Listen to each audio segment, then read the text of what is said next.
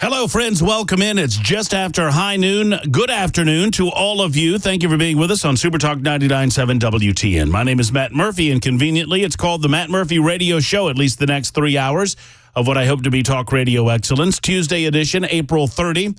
30 days have September, April, June, and November. That means it's the last day of April.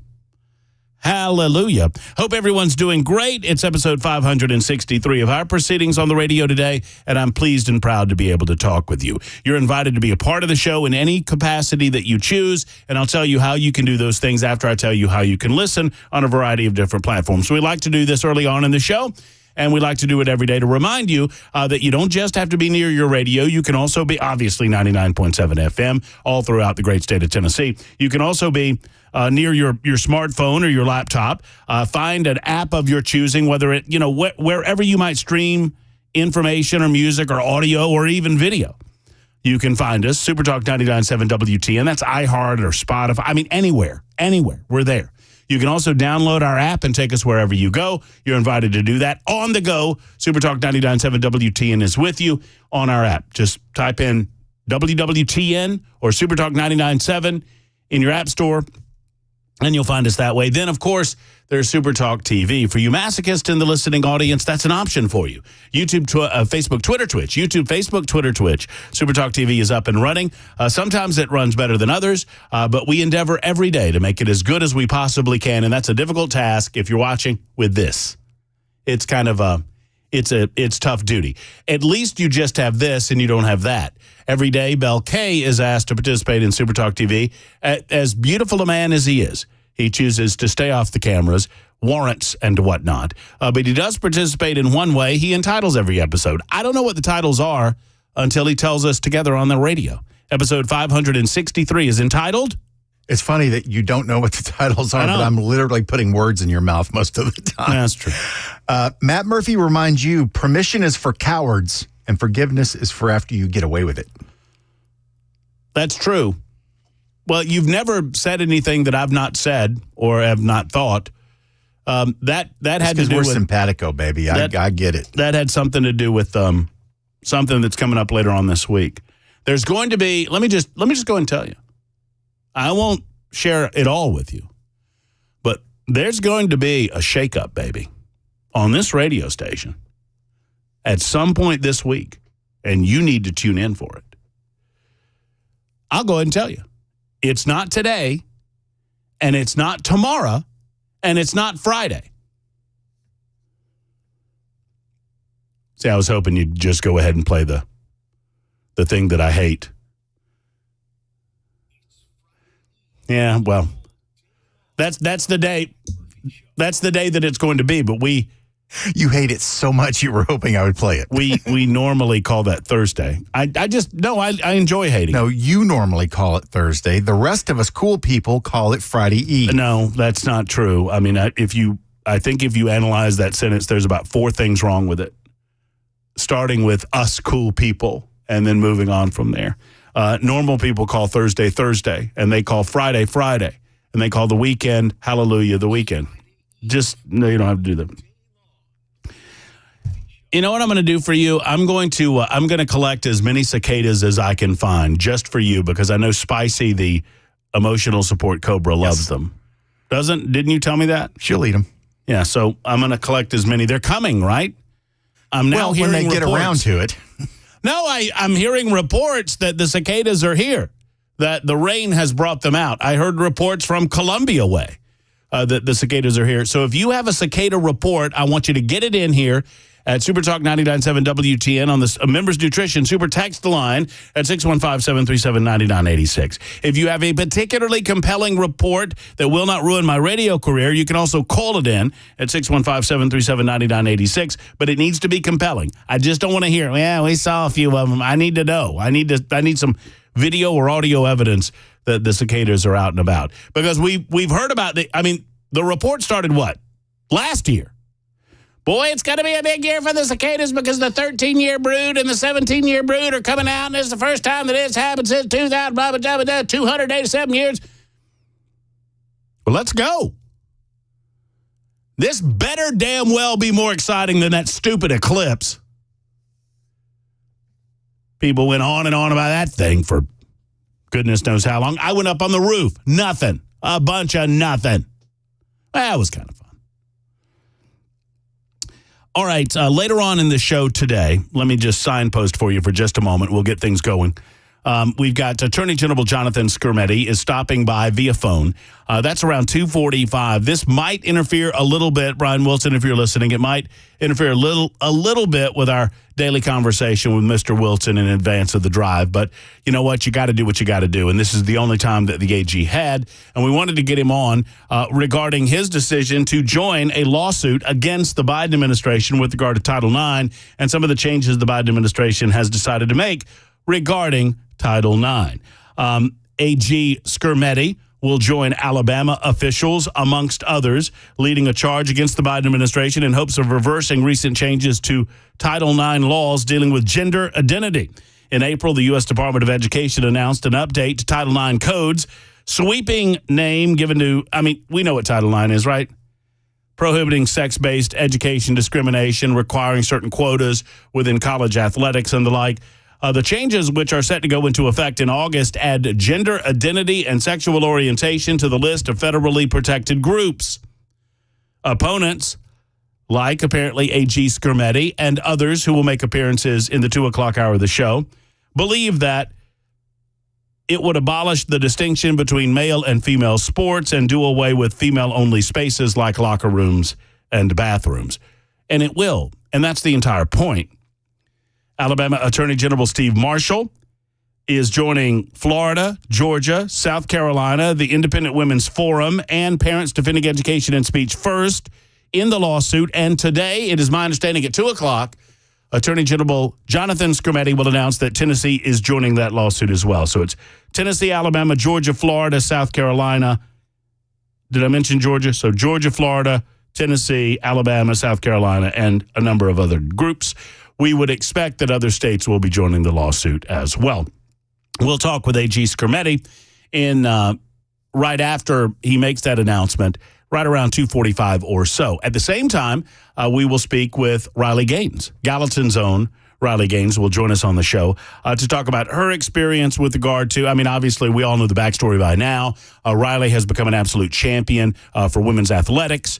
She's one of the few voices. There are a few, but one of a few voices that would remind us that if you continue down this path, you will ultimately destroy women's athletics as we know it, and you'll see men taking over women's athletics, and you're already seeing that in the few short years that we've seen since Leah Thomas first dipped his toe into the pool and decided that he was a she.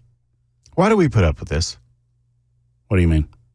I see her everywhere. I see her on ABC, NBC's Fox. She's everywhere. Never been in the studio here. She lives down the road. She lives right up the street, and she can't come into our studio? I see what you're doing here. I see this. So you're upset that she's not coming in? She never comes in. We've had her on a number of times. Absolutely. Always via phone. I agree with you.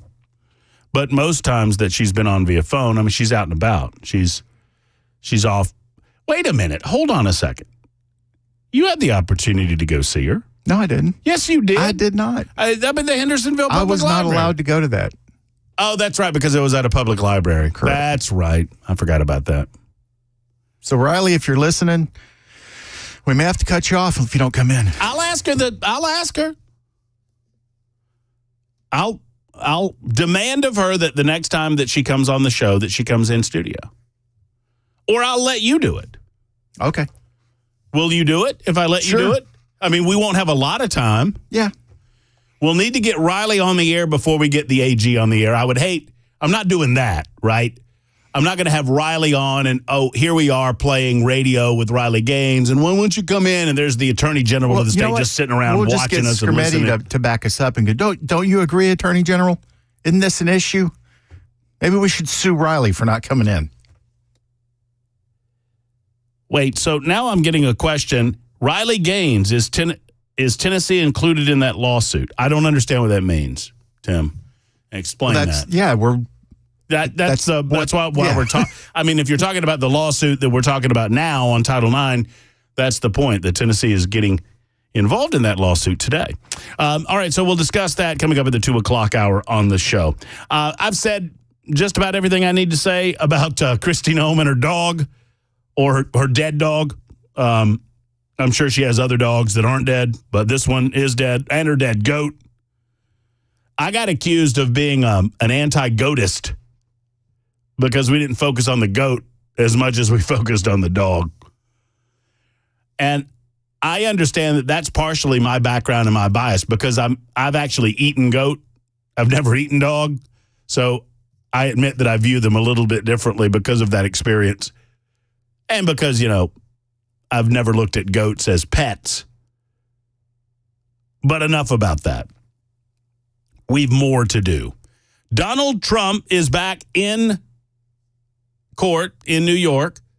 Obviously, this means that #NeverCNN is off the radar for any other news or information regarding anything else happening around the globe because they are singularly focused when Donald Trump is in court on the Trump trial. If any organization believes this more than #NeverCNN, I've not seen it, but they believe that this is the end-all, be-all story, and this is the big one that's going to get Trump. The judge in the case decided to fine Donald Trump $9,000, which is Trump change, not chump change, Trump change for him, but warned him that if he continued to violate the terms of the gag order initiated by the judge, that he would be ultimately jailed.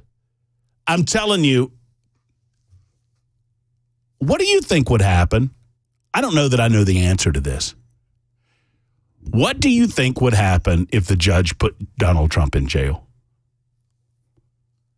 I don't know how that would look. Would the Secret Service be allowed to be in jail with him? Like if the Trump trial ended, if it ended today and the judge announced, hey, you violated the gag order again, I'm putting you in jail for 36 hours or 48 hours or however long. What the hell would that look like? And I wonder if Donald Trump's willing to press that. That's chaos. That's chaos that I can get behind, man. I love the whole idea of it. That's the world on fire. I'm a chaos man from way back. I love it. I dig it. I'd like to see it. So I'm all about some Truth Social from Donald Trump today. Just press on it and press on it and press on it till something squeezes out on the other end, Mr. President. We'd love to see it. I'm here for it. But he was fined $9,000 and warned of jail time by the judge in that case. And then there's this. Obviously, everything on liberal college campuses is going to hell in a handbasket. I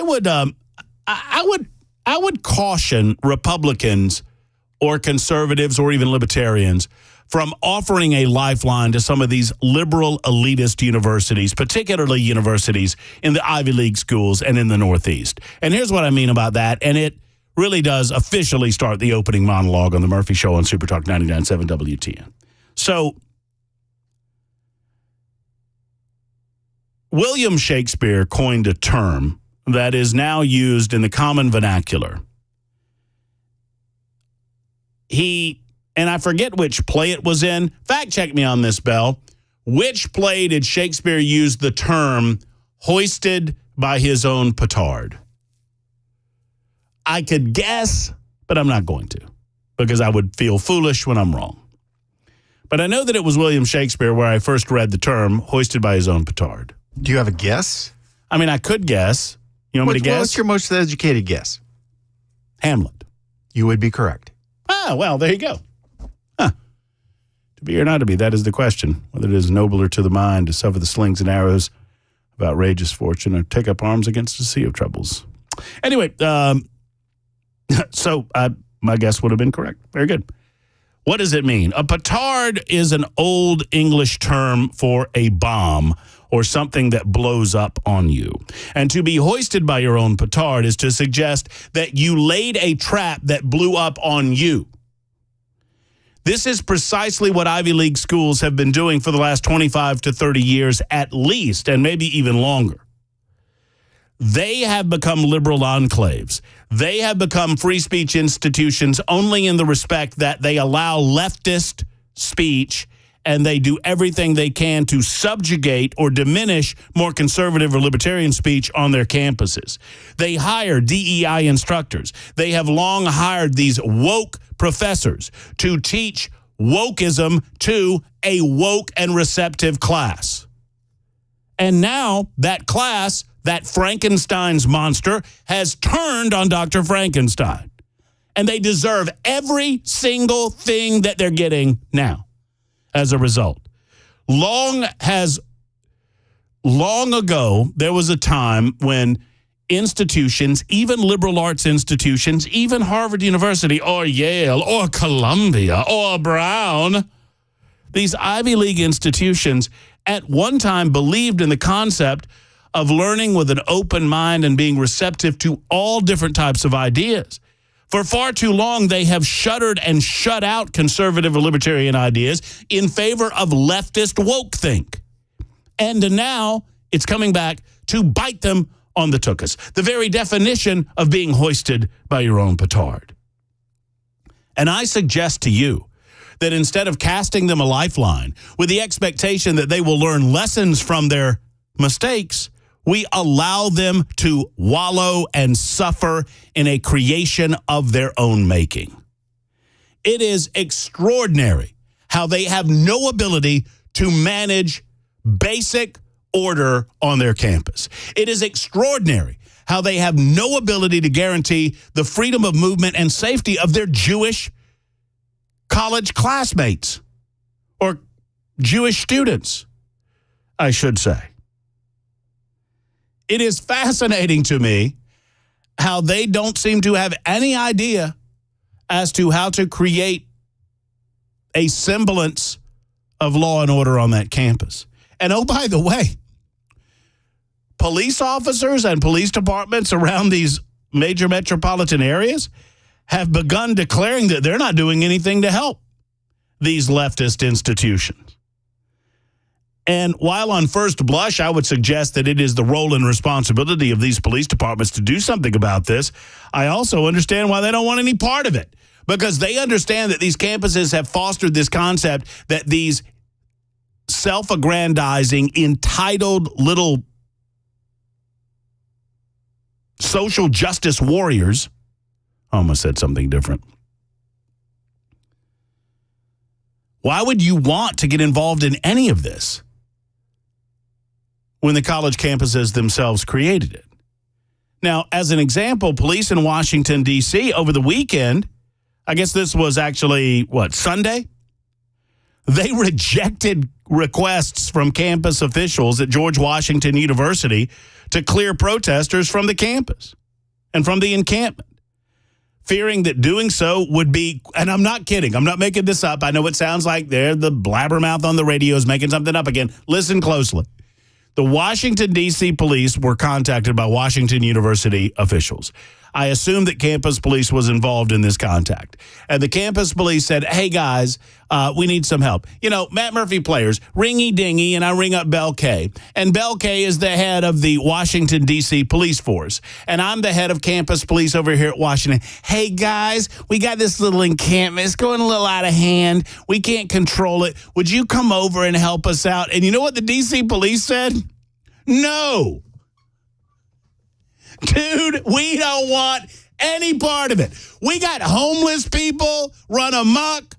We got people setting themselves on fire. We've got rampant carjacking going on. We can't protect the U.S. Congress, dude. What are you talking about? Y'all need to handle your own. Help you out. Although police were poised to disband the encampment at around 3 a.m. Friday morning, city officials in the police chief's and mayor's office told police to stand down because it would be, quoting now, bad publicity for the police to disrupt a small number of, quote, peaceful protesters. The same city officials claim that they know of no immediate plans to clean out the school's university yard, which is blocks from the White House and where the encampment is located.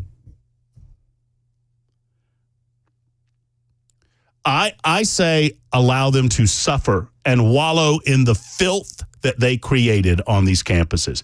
Columbia, good luck. NYU, fare thee well. Yale, Harvard, you know who's not taking any of this crap?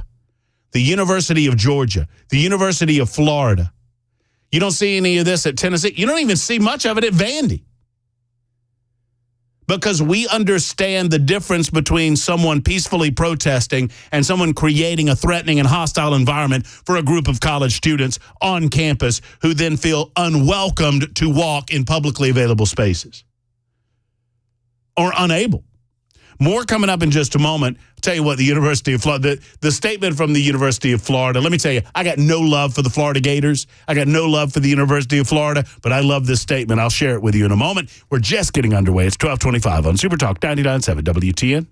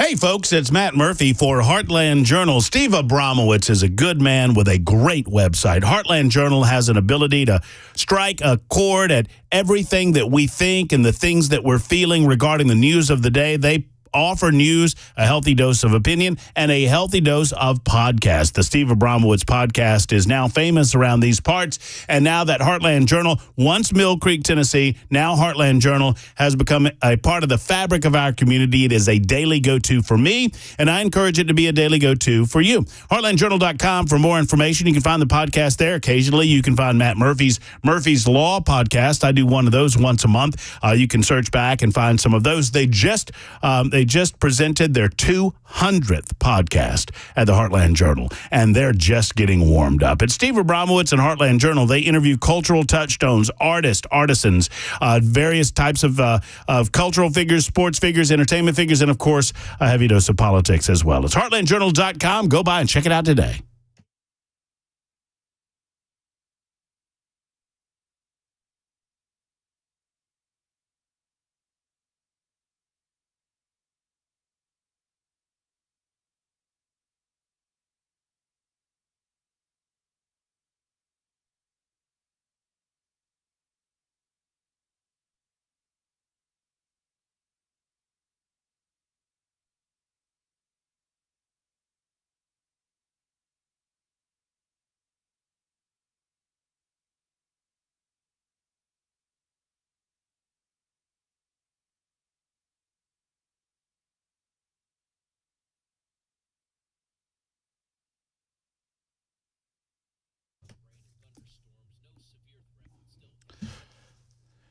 I know we have one day left in April, or at least a half a day left in April, but I want to announce to you the incredible deal offered by Kraft Body Scan starting May 1st. You call today and you'll get the deal. Imagine a world, if you will, where diseases are caught before they become truly problematic within your body, in their infancy. Breast cancer, colon cancer, and prostate cancer. What do these three cancers have in common? Well, once were all very dangerous and menacing adversaries because oftentimes they did not present themselves before they became very, very serious. Now, there is a significant decline in mortality rates because we handle our business when it comes to breast cancer, colon cancer, and prostate cancer. May is National Skin Cancer Awareness Month, and Kraft Body Scan is offering a 20% discount on all cancer screenings, plus an extraordinary deal on their couples heart and lung scan, now just $119. That is an incredible bargain. These scans normally run at about $1,300 a piece, and you can have one for just $119. That's 6% off regular price at Kraft Body Scan. Go to Kraft Body Scan, spell it with a C, craftbodyscan.com. That's craftbodyscan.com. Or make a call at 615-436-1000. 615-436-1000 to schedule your scan today at Kraft Body Scan.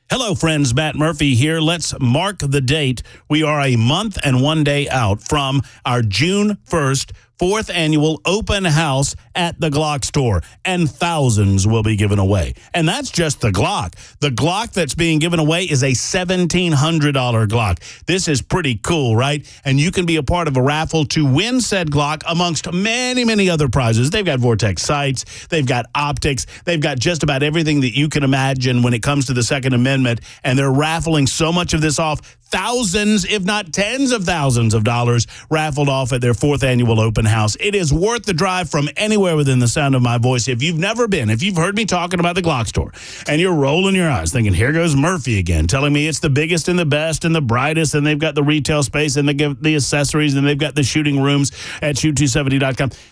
Just come see for yourself. I will be there. Chris Hand will be there. Dan Mandis will be there. And you can be there too. Meet the crew, say hello, eat some food, and enjoy some of the incredible prizes being given away, and find out how you can do more in training and you can do more with your Second Amendment rights with the Glock store. Glockstore.com or shoot270.com for more information, and I'll see you at the Glock store.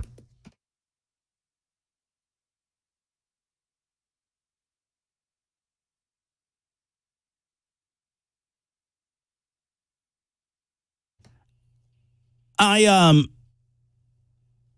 asked the question on social media.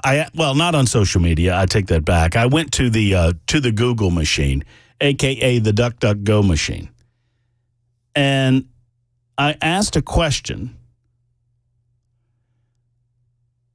And the question was intentionally vague so as to get the most possible responses. And the question was, what do the protesters at Columbia University want? Do you think you know the answer to that question? While the mainstream media continues to insist that these are pro-Palestinian protesters, I, for the life of me, can't understand the difference between pro-Palestinian protest and pro-Hamas protest, particularly when they're talking about an intifada here in the United States of America. Particularly when they're using language like from the river to the sea, Palestine will be free. We know that overnight, instead of getting a handle on the situation at Columbia, you see what happens. You know, I told the story a few days ago, and I won't relate the entire thing again, but it's the mama that tells her kid that she's going to count to 3. And I've experienced this and experienced what happens when you don't actually follow through with your promise. You know what? If you don't do what I'm telling you to do, I'm going to count to 3, and then there's going to be trouble. I'm telling you, Belle, I'm telling you, if I count to 3, there's going to be trouble. You better get with you better do what I'm telling you to do, or I'm going to count to 3. Okay, 1, 2, 3, 3, 3, 3. I actually had this happen to me, for those who weren't here for the story. And I listened to this person just yell 3, 3, 3, and the kid just kept doing what the kid was doing.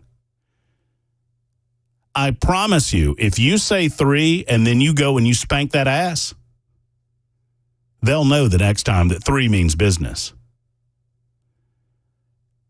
These protesters at Columbia or Harvard or Yale or out in California or anywhere in between, they're no different than a 5-year-old. They've been taught they can get away with it. Law and order does not mean anything if you do not put teeth behind it. Rules do not mean anything if the violators of said rules are not punished as a result of their violation. And if they claim that they don't care about getting suspended and it's worthwhile for them getting suspended, then suspend them and remove them from campus, never to return again, because you no longer, as a suspended Columbia University student, belong here. Now, I would like to believe that campus leadership is learning from these mistakes. I would like to believe that they are learning that there are rules in a civilized society, but I dare say that they're not learning anything except how to acquiesce to the angry mob. How have we gotten in a place There are still survivors of the damn Holocaust alive, people. Guys, why are we not angrier about this? I mean, I guess we are, and I don't mean to. My grandpa always told me that, you know the phrase, don't preach to the choir? My grandpa said something one time, and I'll never forget it. He said, you know, somebody said something about preaching to the choir. And he goes, well, it's okay to preach to the choir, but once you start condemning the choir to hell, you better find yourself a new choir because they ain't coming back. And it's true. I understand that I'm preaching to the choir, so I'm not condemning this choir of Murphy minions anywhere. I understand, or at least I hope, that you understand the true ramifications of what we're seeing on our college campuses. We are grooming a generation of anti-Semites. We are grooming a generation of people that hate the Jews just because they're Jewish. There's no other reason. Oh, they're occupying Palestine. What are you talking about? You have zero interest in the history of this struggle. You clearly don't understand why Israel was created. You clearly don't understand what happened during World War II. You clearly don't understand the negotiations that went on in 1945 and 1946 and 1947 that led to the creation of the Israeli state. You clearly don't understand that immediately the Arabs violated the conditions of that agreement that led to war. And it was their violation, not the Israeli violation. So tell me what in the heck you're talking about when you say free Palestine. I'm waiting. What do you mean? Yasser Arafat was offered by Bill Clinton during his attempt at peace negotiations between the Israelis and the PLO. He was offered 97% of the land concessions that he said he wanted. 97%, and he turned it down. Because in agreeing to it, it might have resulted in peace. And with peace, there is no power for people like Yasser Arafat and the PLO. With peace, there is no power for organizations like Hamas. Hamas does more to subjugate the Palestinian people than the Israelis ever could. And it is their actions that lead to the death of innocent Palestinians as a result of their attack against the Israelis and the resultant Israeli response.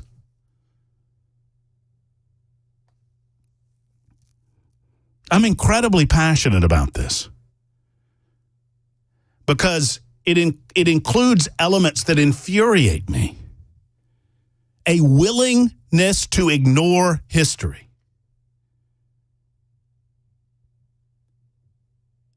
A willful ignorance about what's going on in that region of the world. And as a consequence, a blanket, emotional, irrational, animalistic subjugation of another race of human beings. A religious sect of humanity. What does free Palestine mean? I'll tell you what it means. They want a Holocaust.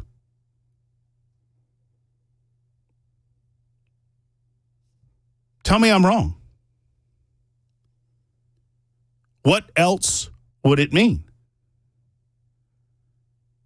than the eradication of the Jewish people?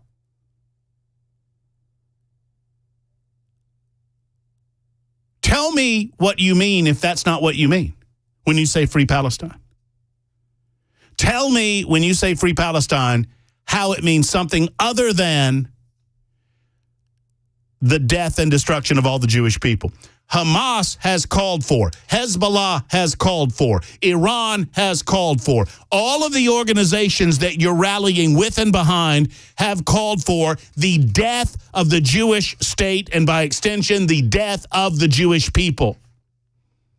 Tell me how we are not reliving the build-up to World War II and Adolf Hitler's final solution.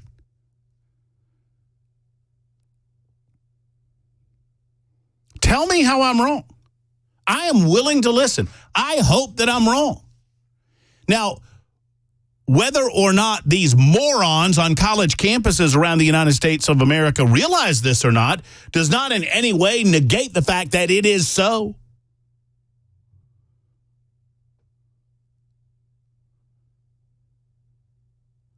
Free Palestine. By the way, more recently, the IDF and the Israeli people completely left Gaza. There was a time where there was a more robust occupation of that region to prevent attacks like happened on October 7th. The West Bank began being managed by the leftovers of the Palestinian Liberation Organization in 2006. Hamas took over operational control of Gaza in 2006. What more freedom do you want? Oh, but they put walls up and they put borders up. They put walls up and borders up because consistently the terrorists emanating from the West Bank and the Gaza Strip were attacking and killing Jewish people in Israel. They put walls up to protect the Israelis, not to subjugate the Palestinians. So what more freedom do you want than your area of the world, the West Bank and the Gaza Strip, to be controlled by people that you elect?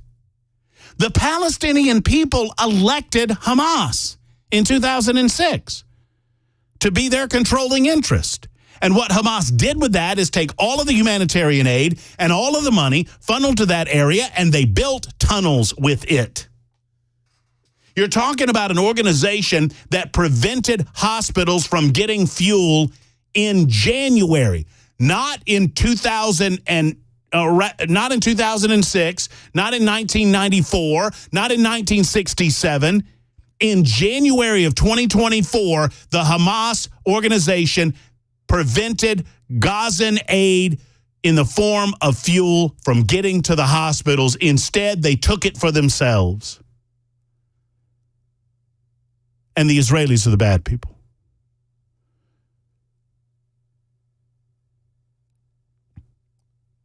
Also in January of 2024, there was a poll given. There was a poll conducted in that region of the world. And 71% of the Palestinian people polled agreed with October 7th.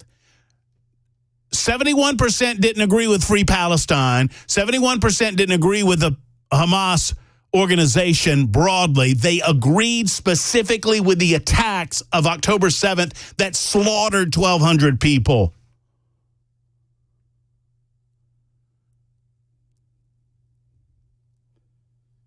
Oh, and in that same poll, well in excess of 80% of those same people polled said that they agreed more broadly with the strategies and the approach that Hamas was taking as leadership.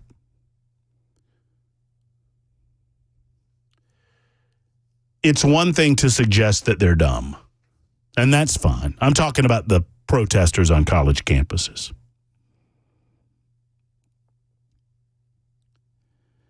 But they're dumb and drunk with power. Overnight, they took over Hamilton Hall at Columbia, renamed it Intifada Hall. Isn't that nice? Chanting, what do we want? Justice. When do we want it? Now. Which makes me want to throw up. Because they wouldn't know justice if it hit them over the head. They wouldn't know justice if they found it in a concentration camp. Which is apparently where they want to send all the Jews. I maintain to you that intelligent people need to rise up and speak loudly, vociferously, for not just our country and the freedom that we represent, but for the freedom of men and women who desire it around the globe. For some reason, many of these people on college campuses around the country, they think that they are hearkening back to the days of, the 1960s liberation movement in the United States of America when they were fighting for things like civil rights. Someone needs to tell them how dumb that is.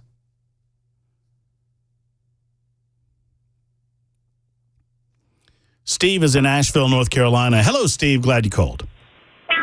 Hey, Matt. You're exactly right, and I'm so happy that someone is finally, pointing this out. What I wanted to tell you was there is an excellent book about this subject, and it points out the direct linkage between the Holocaust and radical Islam. The book is called Icon of Evil, and it's about Hitler's Mufti and the rise of radical Islam, and it actually details meetings that Hitler had with the Grand Mufti, who was the leader, the forerunner, I guess you'd say, of the Palestinian area, the forerunner of the PLO and so forth. And the book details all of the direct connections between what we're seeing now and what we saw in the 1940s. And it's a very powerful book. The authors are David Dallin and John Rothman, and the foreword is written by Alan Dershowitz. I look forward to looking it up. I've not seen it. Icon of Evil, right, Steve? Icon of Evil, and if you Google it, you can get it on Amazon or really anywhere. It's been around for a while. I read it. I think it came out in 2010, 2011. I read it when it first came out. Steve, great call, great suggestion, and I'll look the book up. I thank you for it. It's 12:50 on Super Talk. So the question before all of you, I don't want to be accused of over-sensationalizing the situation that we see going on in the United States of America, but we're allowing these things to fester and we're allowing them to grow, or at least they are growing. The level of stupidity on the college campuses amongst the 19, 20-year-old segment of our population is enormous. And I'm wondering if we're going to clap back on that. Here's my question.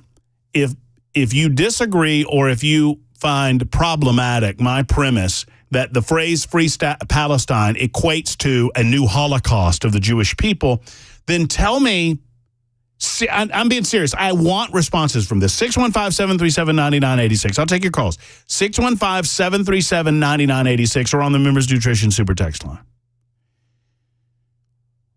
What will it take for those chanting Free Palestine around the globe, and more specifically here at home? Imagine a world where all of these people are going, yay, yay, we won, we did it. Yay, we won, we got it. We solved it, we accomplished it. We freed Palestine. Palestine is free. Imagine that. What happened? What happened? Imagine a world where all of these individuals wearing these checkerboard patterns on their heads are declaring victory. Tell me what happened.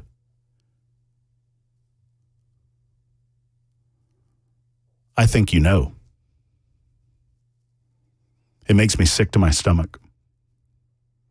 What has to happen for them to declare victory regarding Free Palestine? That's the question. 615-737-9986. Back in a moment.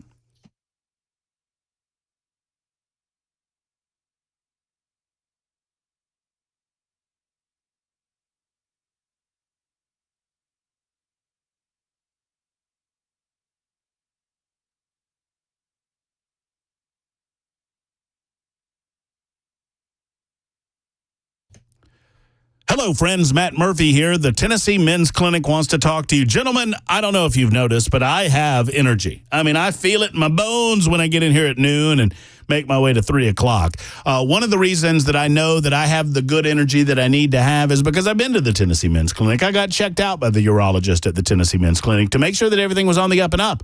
I get the big thumbs up, and I want you to do that as well. Now, if you're feeling low energy or low motivation.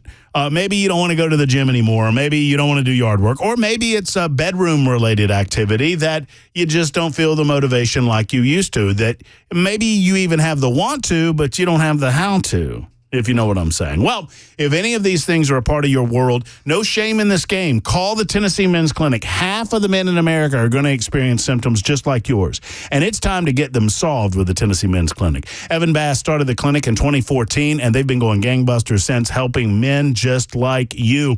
They opened up a new clinic in Cool Springs, and I want you to go by and see the wonderful amenities down there, or stop by their Midtown location. Either way, you can schedule an appointment today by calling 615-208-9090. 615-208-9090 for the Tennessee Men's Clinic, online at TennesseeMen'sClinic.com.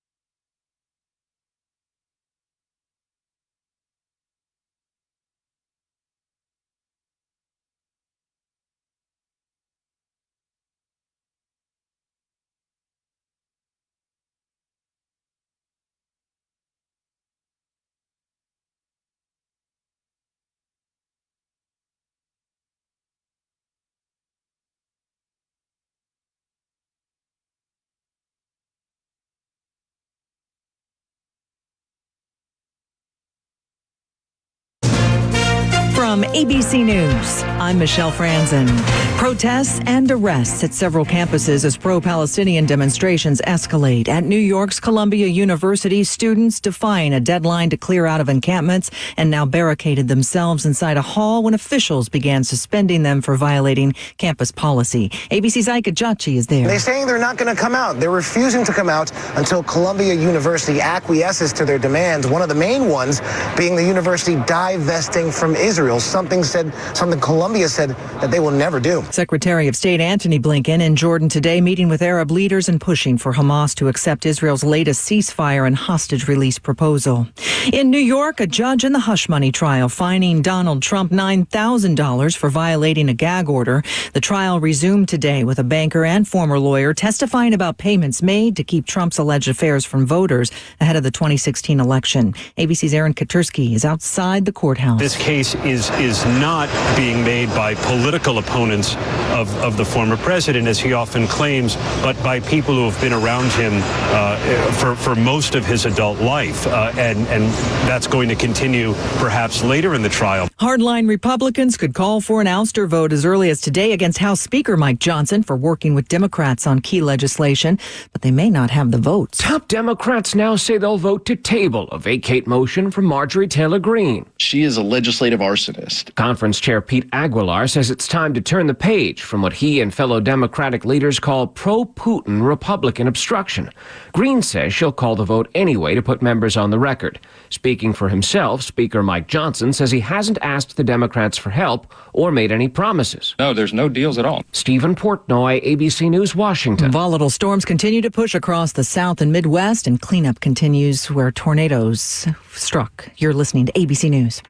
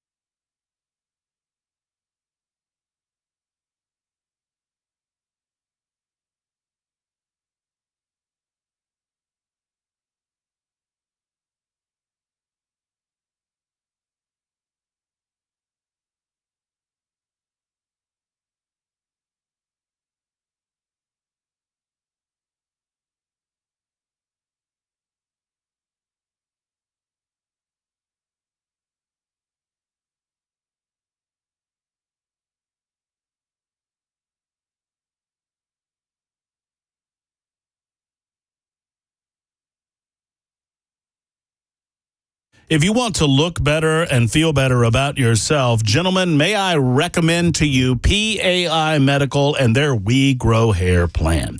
Did you know, for example, gentlemen, that you can lose, and ladies, I suppose, you could be included in this too, because women experience hair loss as well. You can lose up to 50% of your hair before you notice it. I realized that, and I went in to see PAI, Katie, Alex, and the rest of the crew, and they told me that it might be in my best interest to utilize the FDA-approved laser treatment to make sure that my hair is as thick and full as it needs to be, and to prevent any sort of hair loss down the road. And I've done just that. Whether you're just beginning to lose your hair or you've been losing for a while, We Grow Hair is the only clinic in Nashville with all of the proven medical solutions. And they have their trademark procedure, the multi-unit hair grafting procedure known as Artis Robotic FUE. The hair transplant procedure is guaranteed to deliver results. Guaranteed to deliver results. So I want you to call them today for a free consultation. Won't cost you a penny. They'll get you into their office, and you can learn about their affordable options that they have for you and your hair loss. Feel better about yourself today, men. Go to PAI Medical and We Grow Hair. WeGrowHair.com or 615-376-6010. 615-376-6010. Tell them Matt Murphy sent you.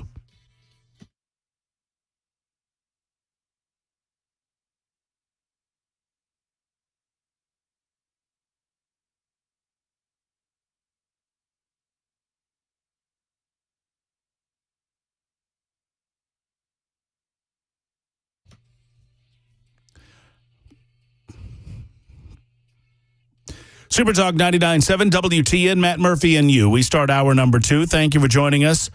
Hope you spent all the libertarian lunchtime hour with us. We've got 2 more to go. In the 2 o'clock hour today, we'll welcome Riley Gaines to the show. She is a spokesperson and advocate for female athletics around the United States of America and beyond. We will also be joined by Attorney General Jonathan Skrmetti. They have a press conference happening about an hour from now, or just less than an hour from now, 2 o'clock Central Time, where they will announce that, it's my understanding, that the state of Tennessee is joining in a case along with Alabama, Florida, Georgia, South Carolina, the Independent Women's Forum, Parents Defending Education, as well as some others, in attempting to stop the effort by the Biden administration to change Title IX to include gender identity and sexual orientation on the list of federally protected groups under the category of Title IX. What many of us believe will ultimately happen is you will see a destruction of female athletics as a result of these new rules. The suit claims the new rule is unlawful, arbitrary, and capricious, according to those that have filed suit, which exceeds the Education Department's statutory authority.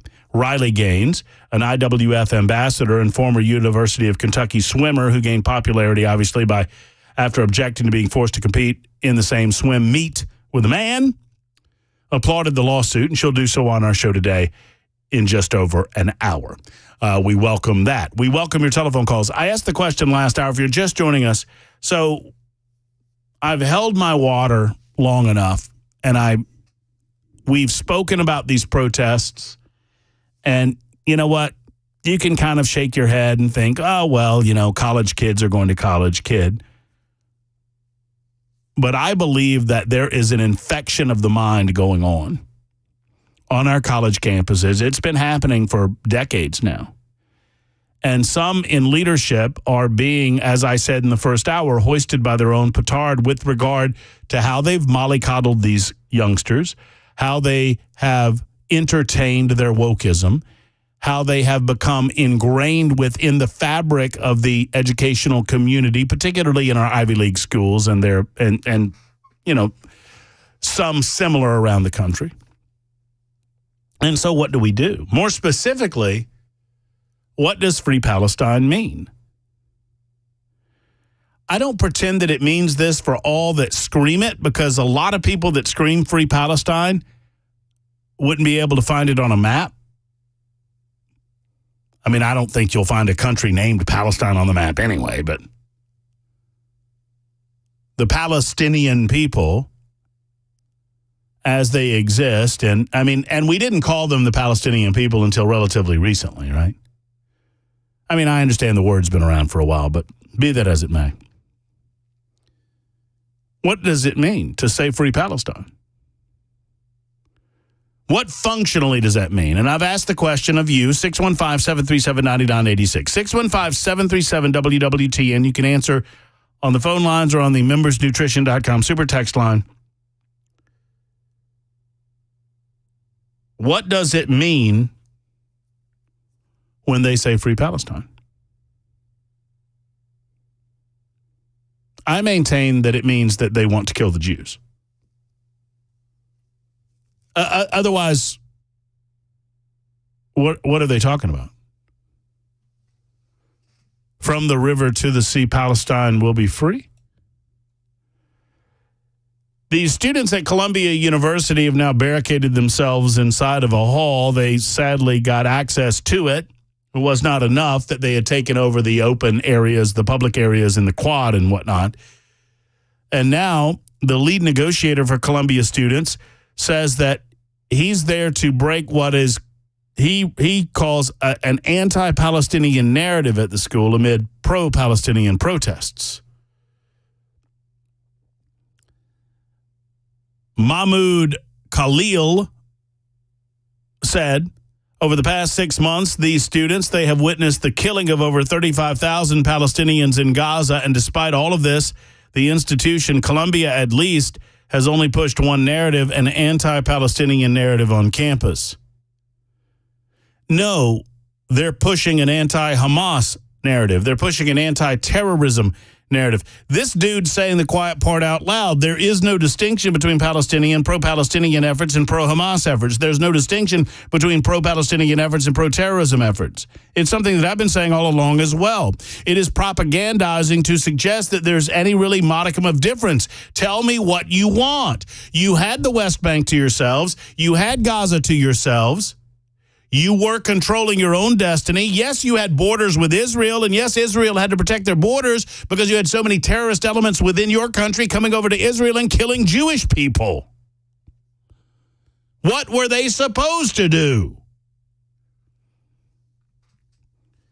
On October 7th, you lashed out, and you killed people, and you took people hostage. They still have people hostage. To this second, they still have people hostage. You think Mahmoud Khalil cares about any of these Jewish people? Of course he doesn't. He just screams Free Palestine. What does that mean? What would it mean? The question is, consider this. What would it take for people like Mahmoud Khalil to say, we won, we won. We've done it. We've freed Palestine.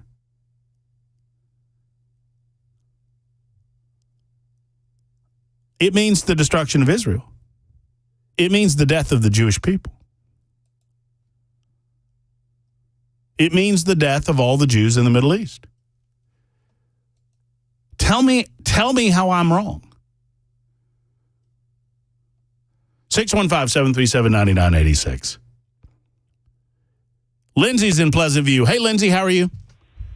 I am so mad I'm shaking. I'm hotter than pie. Hotter than a firecracker.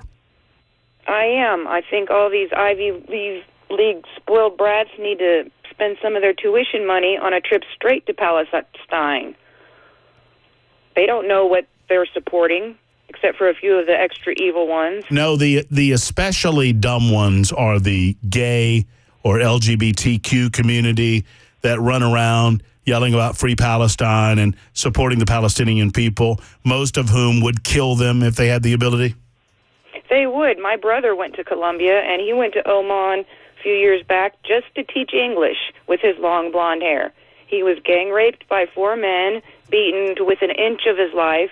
By the time he got out of the hospital, they took his passport and put him in jail for his own safety, and he spent the next 4 months there until he could testify. My goodness gracious. That is exactly what they would do to some of these little brats, and they're sitting there asking for it, and I'm mad. Hey, somebody told me recently, Lindsay, changing the subject here, that you had family in or around defeated Tennessee. Is that true? I have friends in defeated. I'm about 20 minutes from there. Are you? You don't live in Difficult, do you? No, I'm close by. I'm in Pleasant Shade, even though Belle wants to call it Pleasant Rock and Pleasant View and Mount Pleasant. Pleasant That's Acres. Great. Pleasant Acres, he said. That's the new one. Thanks for taking my call, Matt. Well, no, thank you, Lindsay, and it's a beautiful area you live in up there. I was on my motorbike over the weekend around your neck of the woods. 615-737-9986. The question is, what does it mean to say, forget from the river to the sea, Palestine, it will be free? What do they mean when they say Free Palestine? What does victory, that chant is running around, what does that victory look like for these folks? Can I play this audio that we played yesterday, those 2 college girls? Of course you can. People need to hear this because it's very telling. This is this NYU or Columbia? I think this is NYU. I believe you are correct. But one way or the other, just listen to the question and answer regarding what exactly are you protesting about on this campus?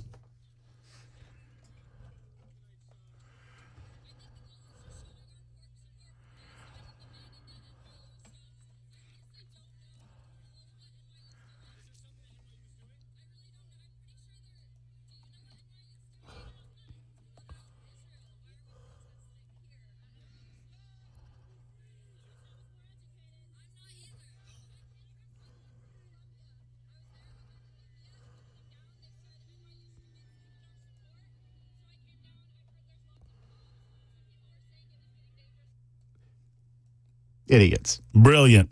Oh, I've got another one for you. Just this morning on Fox News,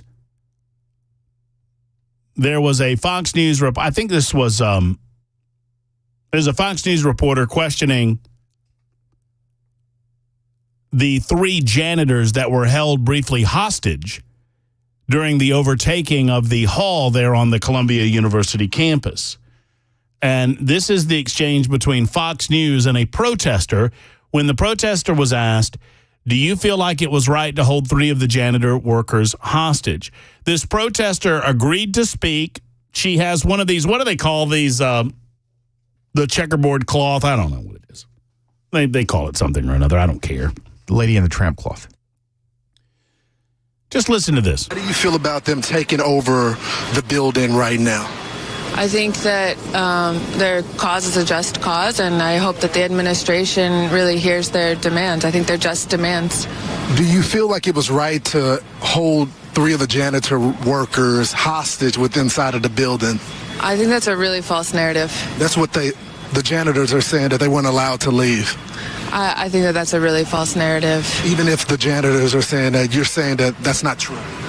I think that it's a really false narrative that the students took anyone hostage. How do you feel about some of the Jewish students saying that they don't feel safe here on campus? I think that this is also a really false narrative that's being promoted. Do you think October 7th and the attack that happened is a false narrative? Do you believe that some of the women were raped? Colleague just came back.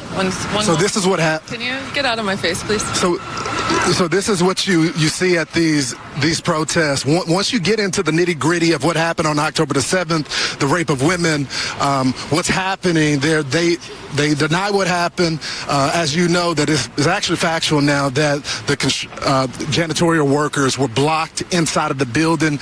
And anytime you bring that up, the Jewish cause, the Jewish people, the kids that feel unsafe on campus, they deny the reality of it. That's Lawrence Jones with Fox News interviewing this person who, that's a false narrative, that's a false narrative. And he pressed, right, good for him. Well, wait a minute. The janitors say that they were held high. No, that's a false narrative.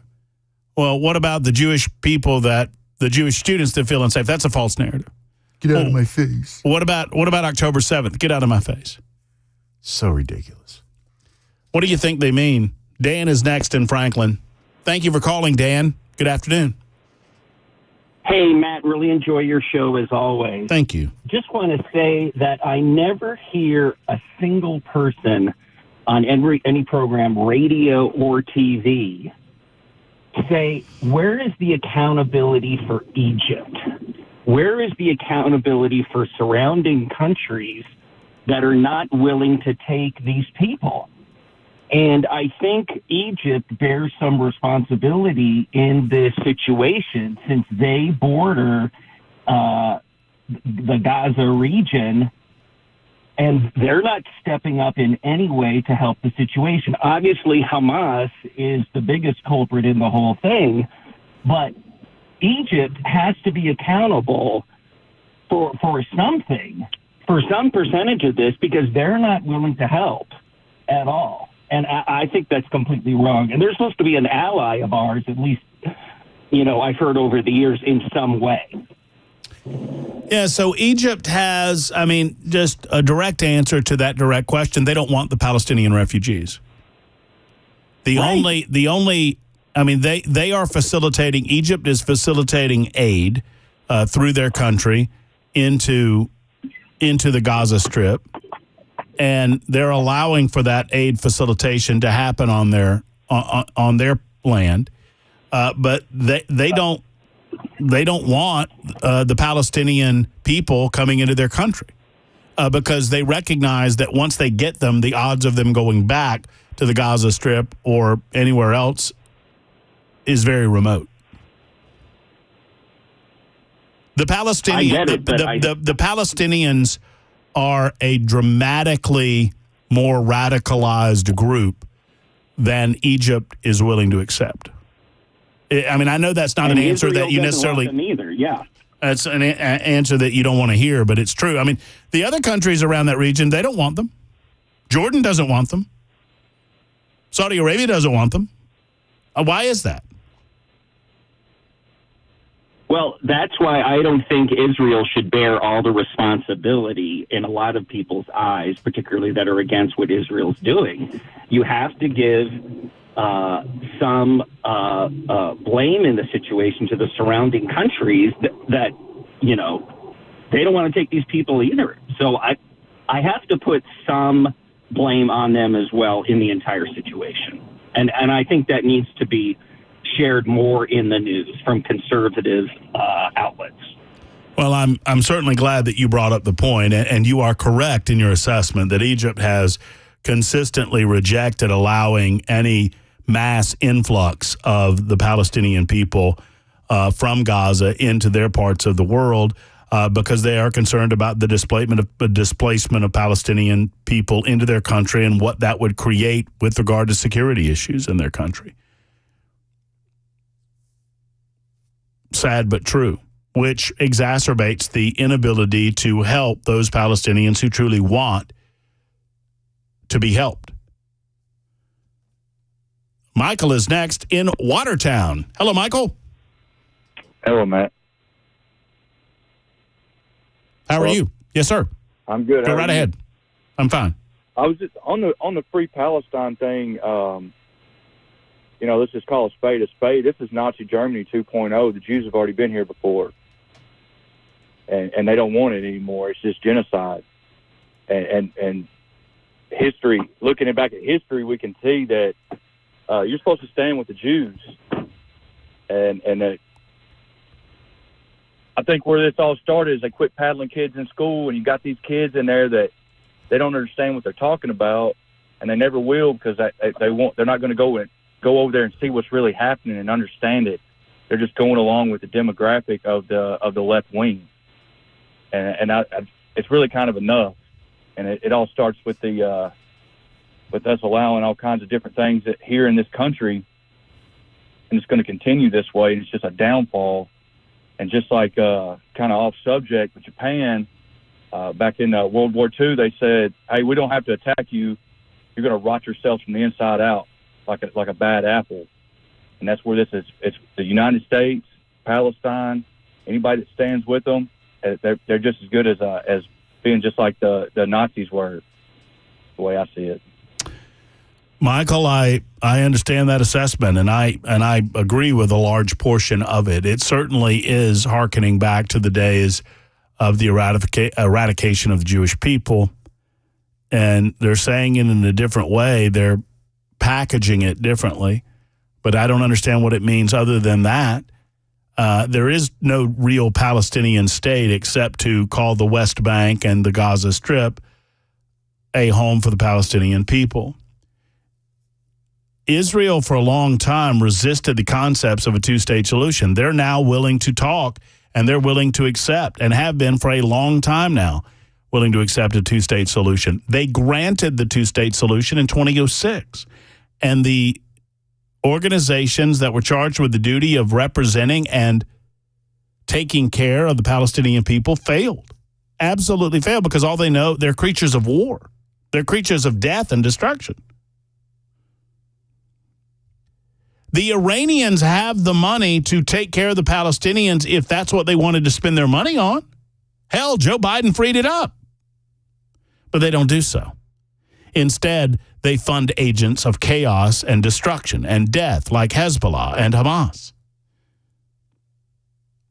attempting to drag the United States of America into this conflict. Something that, sadly, we're closer to than ever before because we don't truly have a president of the United States that knows what the hell's going on. 124, Super Talk 99.7 WTN. More coming up in just a moment, right after this.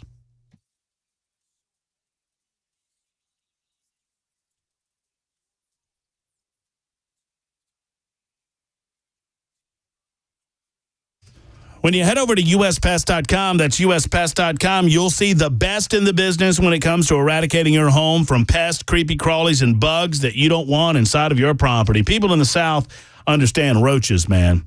We get it. The most common species of roach, German roaches, American cockroaches, Oriental cockroaches.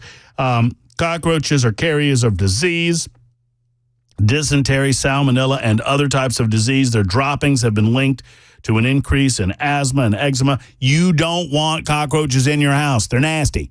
You need to get U.S. Pest. And U.S. Pest Protection, whether it's roaches, mosquitoes, spiders, other bugs, or creepy crawlers, or the good old termites, you need to protect your property and protect your family through U.S. Pest. If you don't have a pest control company right now, I encourage you to call the best. Call USS. They'll get their service on the spot, jiffy quick. They'll offer you a free inspection of your home as well. Call 590-1260. That's 615-590-1260. 1260. Not only is this the finest pest control company around in the Southeast, and I would stake my reputation on it, they're also good people who believe in the good old USA. JK and Erica are good folks, and they run a great company, U.S. Pest. Go to uspest.com. That's uspest.com.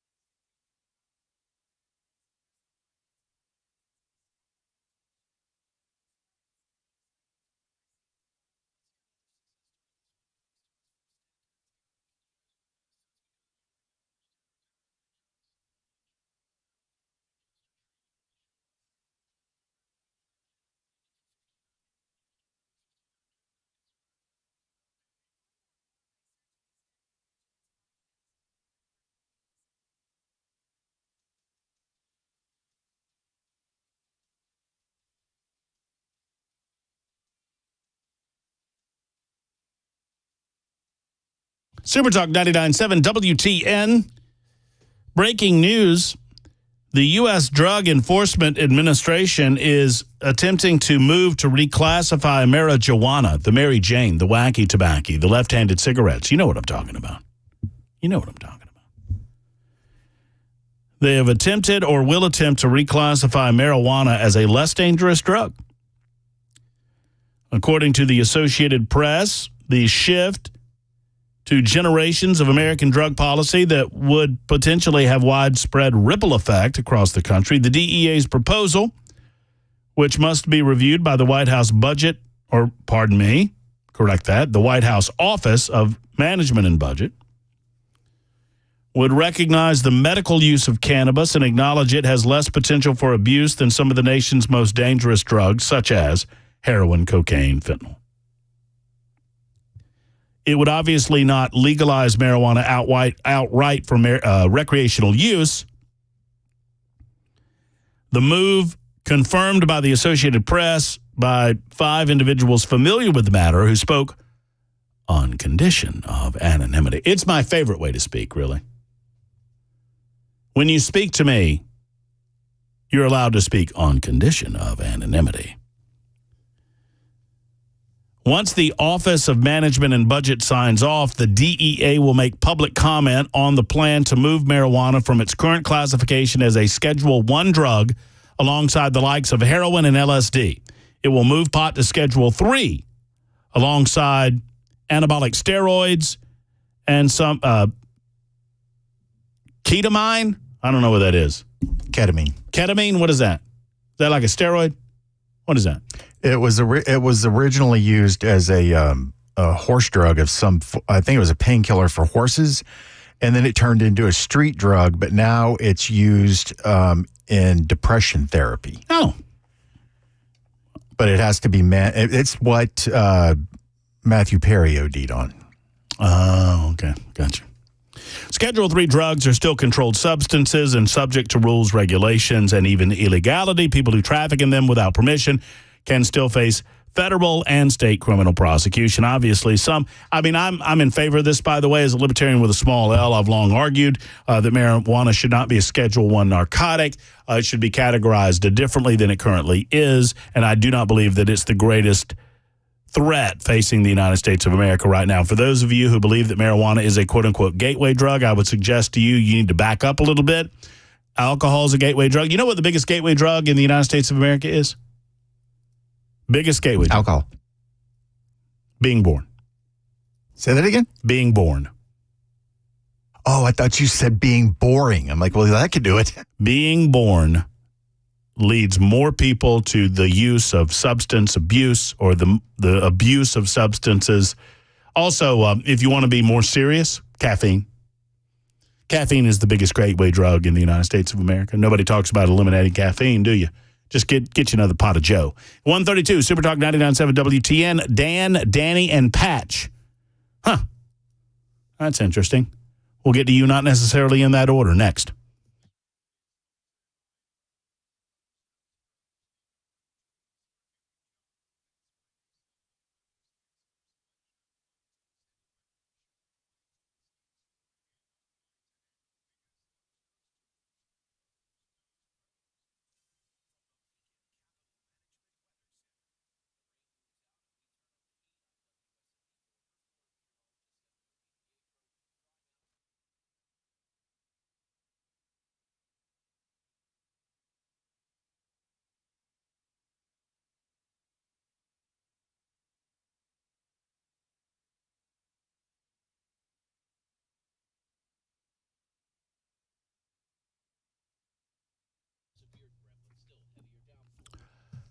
The Dr. Gill Center for Back, Neck, and Chronic Pain Relief wants to see you if you're in pain because they can help. And I know it because they've helped my pain. Hey, it's Matt Murphy for the Dr. Gill Center.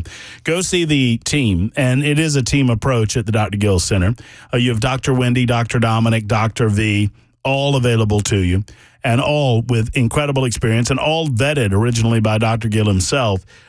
Here's the deal, folks. Wherever you hurt, you want to avoid covering that pain with pills or with shots that help cover the pain up, and you want to avoid surgery at all cost. Get back to a pain-free life the natural way by eliminating the pain itself. So whether you hurt in your back, your neck, your knee, your hip, your elbow, wherever it might hurt, Dr. Gill has a solution for you. The Dr. Gill Center can help you with their modern techniques, the Class 5 laser system, red light therapy, and, of course, spinal decompression. They can assist in pain alleviation. They can get more hydration to your joints and where you hurt, and that's going to alleviate the pain in and of itself. It is all about living a pain-free life without having to take drugs. That's what they do at the Dr. Gill Center for Back, Neck, and Chronic Pain Relief in Franklin. Give them a call and schedule an appointment today, 882 615-882-4838. 615-882-4838 for the Dr. Gill Center for Back, Neck, and Chronic Pain Relief.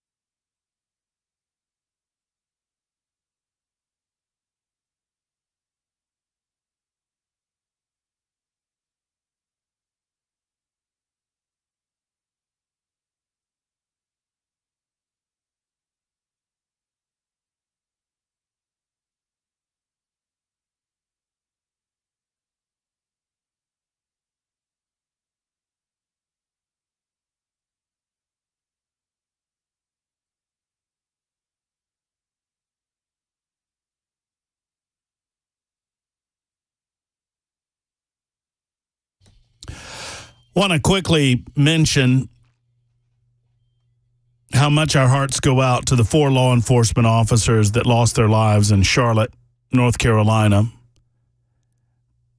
and the other officers that were hurt. Law enforcement, man, oh man, they do such great work on a daily basis, and they do everything in their power to protect themselves, and sometimes they don't.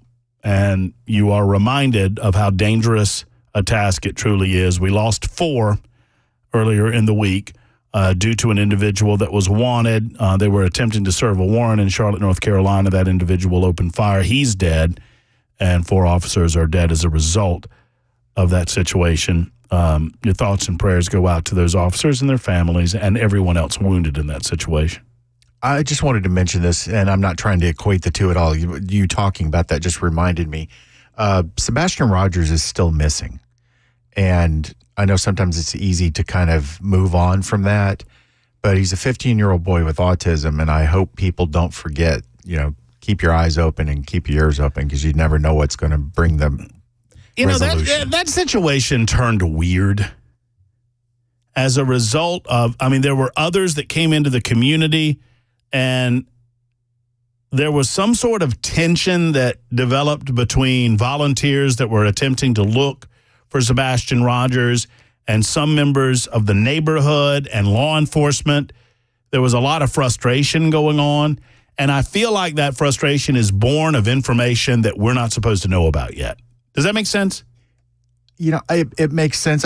We certainly don't know that, but what you're saying sounds reasonable with what we do know. I feel like people were demanding answers from law enforcement, and law enforcement were loath to come forward with any information because it felt like, and I could be proven wrong, but one of these days I might say, well, yeah, we were right, that it felt like law enforcement perhaps had information that they're not willing to release to the public. And there were certain members of the search and the public that were demanding, and law enforcement was kind of hands off. They can't say what they know for fear that it might screw up an investigation. I don't know where that investigation goes. Well, it just struck me as really odd that when the Cajun Navy wanted to switch from the Riley Strain search after that came to a resolution, that it became an issue for them to help. Well, it became an issue because part of the areas that they wanted to search were on private property. Okay. You don't get to, right. And I understand that now, but the Cajun Navy were suggesting that it was law enforcement that were causing kind of the issues. And law enforcement were saying, well, look, we're trying to protect certain private property where people don't want others that they don't know all over their property. So, no, and that does make sense. I get it. And so it's up to law enforcement to balance the rights of the private property owner against the desire of the Cajun Navy to volunteer and try to help bring this to a good conclusion. That said, I don't think Sebastian Rogers is anywhere near. That's just weird. It's weird that if I'm not pretending that I have any intimate information, and I'm not pretending that I'm not beginning to accuse anyone of anything when I say this. I'm telling you, my observation is that if a 15-year-old autistic boy, whatever his level of autism was, wherever he was on the spectrum, a 15-year-old leaves the house, he would be seen on camera somewhere. That's the way I feel about it. Well, and you just end up in a situation where you're kind of hoping against hope that there's a positive resolution, but it just doesn't look good. It makes me sad to think people kind of moved on when there is no resolution to his disappearance. No, I know what you're saying, but at the same time, I'm like, well, what? I don't know what else we were supposed to do. We've combed the immediate area. The family, one would presume, they've been very, very quiet publicly. They're not speaking to anybody publicly, but they have apparently been forthcoming with the police. And I don't know it's a good question, Bell. I don't know where that case is. I don't know where the police are. Do they consider it cold already? What was the young girl that was kidnapped by the religious nut, and he took her, they were like living out in the woods in Nevada or something. I can't remember her name. It was a little blonde girl. Elizabeth Smart. She was missing for months. And they thought that, at this point she must be dead. And it turns out she wasn't. And you just hope that that kind of situation replays itself here, because the alternative to that is extremely sad. Yeah, you do. I mean, the resolution that you hope for is the safe return of Sebastian Rogers, whatever has gone on between then and now. That's ultimately what you hope for. You fear that's not going to happen. Dan is next up. Thank you for calling, Dan. Good afternoon. What are you doing, man? Hey, Dan. Hey. Can you hear me? I cannot. Can you hear me now? I can't. I cannot hear you. Okay. You can hear me now? I still can't hear you. Okay. I'm still waiting on my cup and my pen for the Eisenhower question I answered not too long ago. But I'm glad you got my sense of humor, Dan. I appreciate that. I thought it was funny, but I keep telling. Well, I've got it. I still have your bottle of water and an ink pen used by me. It says Dan on it. It says Dan right here. Okay. The whole point is about the college students. You know, they don't really know what they're actually, protesting about, because my twin brother, Steve, he did 2 tours in Iraq, and he's seen the atrocities that happen. You know what I'm talking about. And the only way Palestine's going to be free is to let Israel just, get rid of Hamas. And until they do, Palestine will never be free. So I don't really know what they're talking about. Well, there's different ways to look at, quote unquote, freeing Palestine. I would suggest that the Palestinian people need to be free, and I think this is what you're suggesting, Dan, free of the emotional, psychological, economic, and actual terrorism that they're experiencing at the hands of Hamas. Exactly, which is a terrorist organization. I wish that I could get one person, and Dan, I appreciate you, and I'm still holding on to it. I'm going to get that stuff to you. Thank you for the call. I wish I could get, and I wouldn't even argue with you. I just want a discussion. I'm willing to talk to anyone of any position about anything. I hope it's one of the things that distinguishes my radio show and our radio format, what we do on a day-to-day basis with others. I'm willing to talk to anyone about anything, regardless of where your mind is on it. I sincerely want to know the mindset of the individual that screams Free Palestine. I don't think they have an ability to back up what they're saying. It's all bathed in emotion and a desire to be, I don't know what, an activist, an anarchist, whatever these college students think they are. Back it up with logic and rational thought. What do you mean? You want to go back to the borders that existed prior to 1947 when Israel was created, where the world got together and decided these things? 7712 points out, and you're right, in the Gaza Strip, Hamas was voted in 2006. They took full control of that area in 2006. The Palestinian Liberation Organization, or the vestiges of it, still control most of the West Bank, but Hamas took over Gaza. Let's see what that got us. A lot of death and destruction, suffering, terrorism, torment. I don't know what they mean, except the eradication of the Jewish people. They want a new Holocaust. In Colombia, they take over a hall, and we don't call that an insurrection somehow. I don't know why we don't.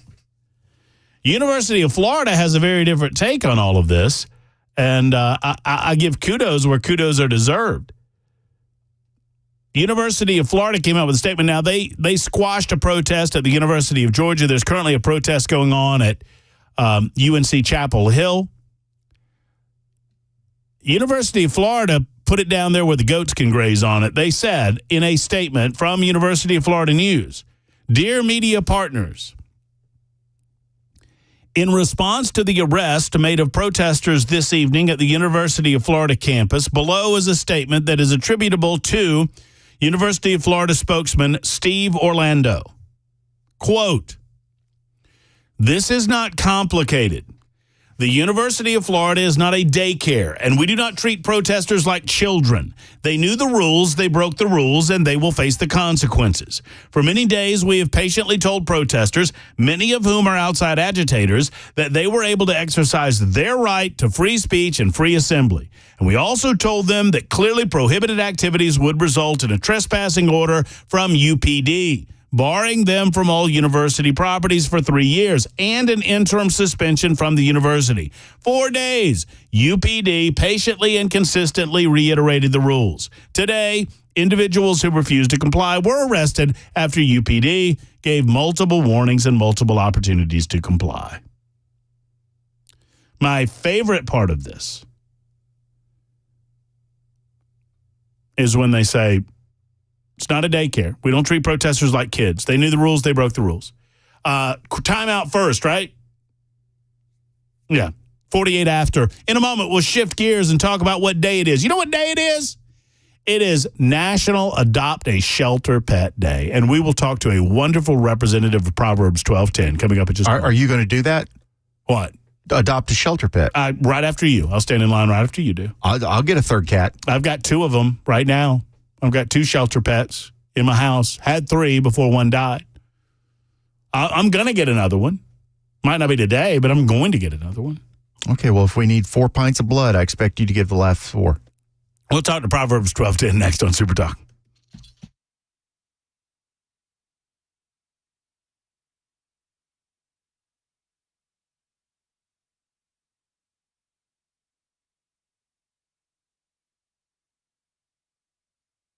Hey friends, Matt Murphy for USS. That stands for United Structural Systems. It's what they do. They protect the structural foundation of your home. They protect it from structural issues resulting in water damage or water getting into your home or other types of structural foundation repair issues that need to be handled jiffy quick. United Structural Foundation, or United Structural Systems, I should say, is a foundation repair and waterproofing company. They've served Middle Tennessee and Southern Kentucky since 1994. They have over 25,000 satisfied customers, and you could be the next one. If you have bricks that are cracking, walls that are bowing, drywall that's separating, if you smell moisture in your home, if your soil perhaps creates a dynamic by which you can smell the mold or the mildew inside of your home, if you've noticed that in your crawl space or your basement, it is time to get something done about it. That's not going to solve itself. It's time to solve it by calling USS or going online to USSTN.com. USS, United Structural Systems, they guarantee their best. They've been doing this the right way. They don't upsell you on anything. They are problem solvers.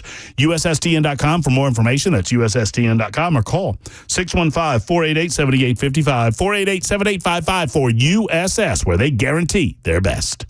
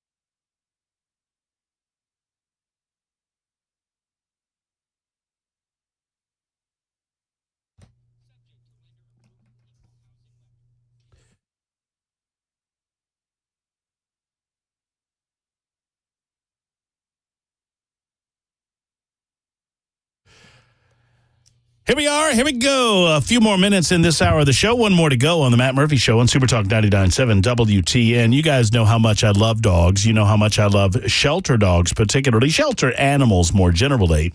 And so I am pleased to be welcomed by Callie on the line from Proverbs 12:10. Callie, I hope I'm pronouncing your name correctly. Is that right? Totally correct. Thank you so much for having me today. Well, Callie, it's my pleasure. Obviously, you are an adoption coordinator over at Proverbs 12:10, one of our favorite rescue organizations around town. And today is National Rescue Pet Day, or Adopt a Rescue Pet Day, or Adopt a Shelter Pet Day. Let's say it right, Murphy. Talk to us about some of the wonderful animals you have at Proverbs available for adoption.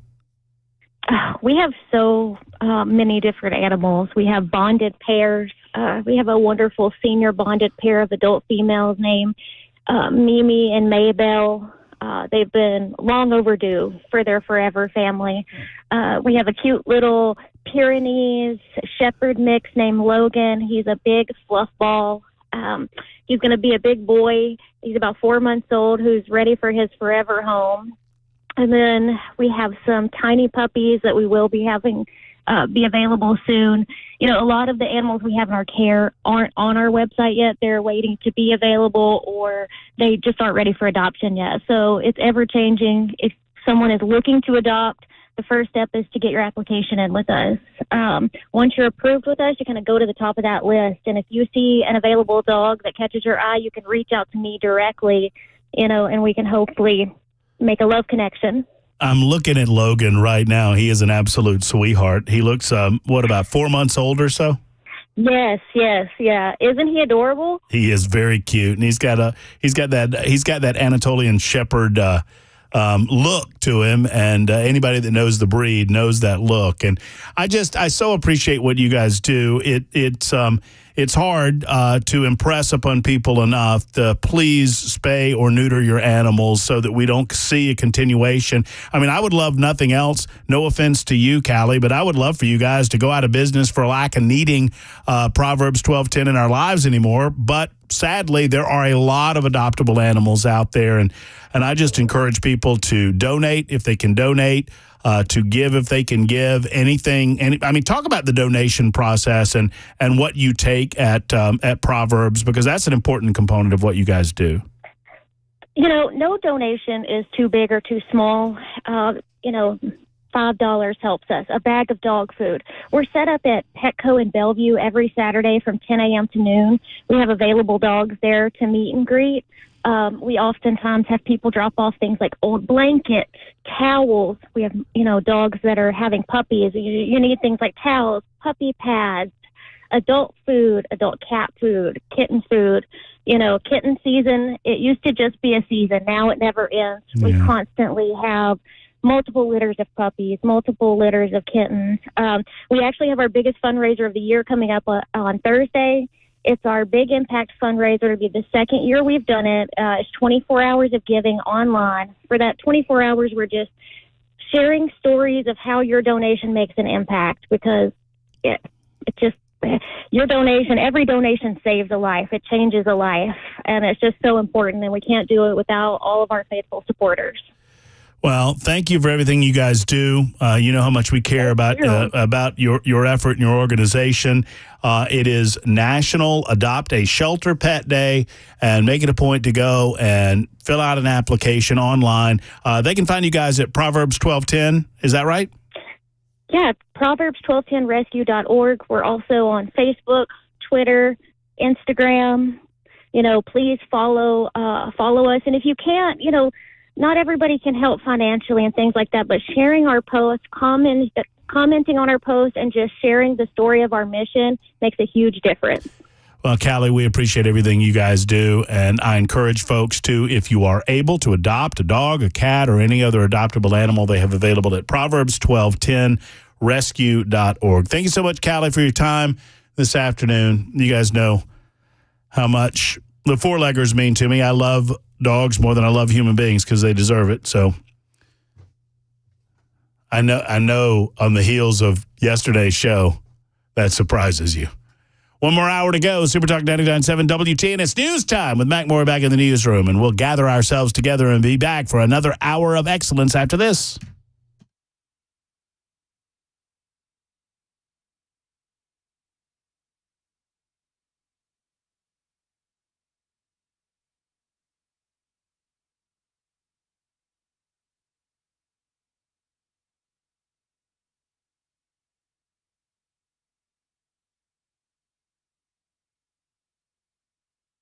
Maury with your top stories. Right now, 76 degrees in Nashville.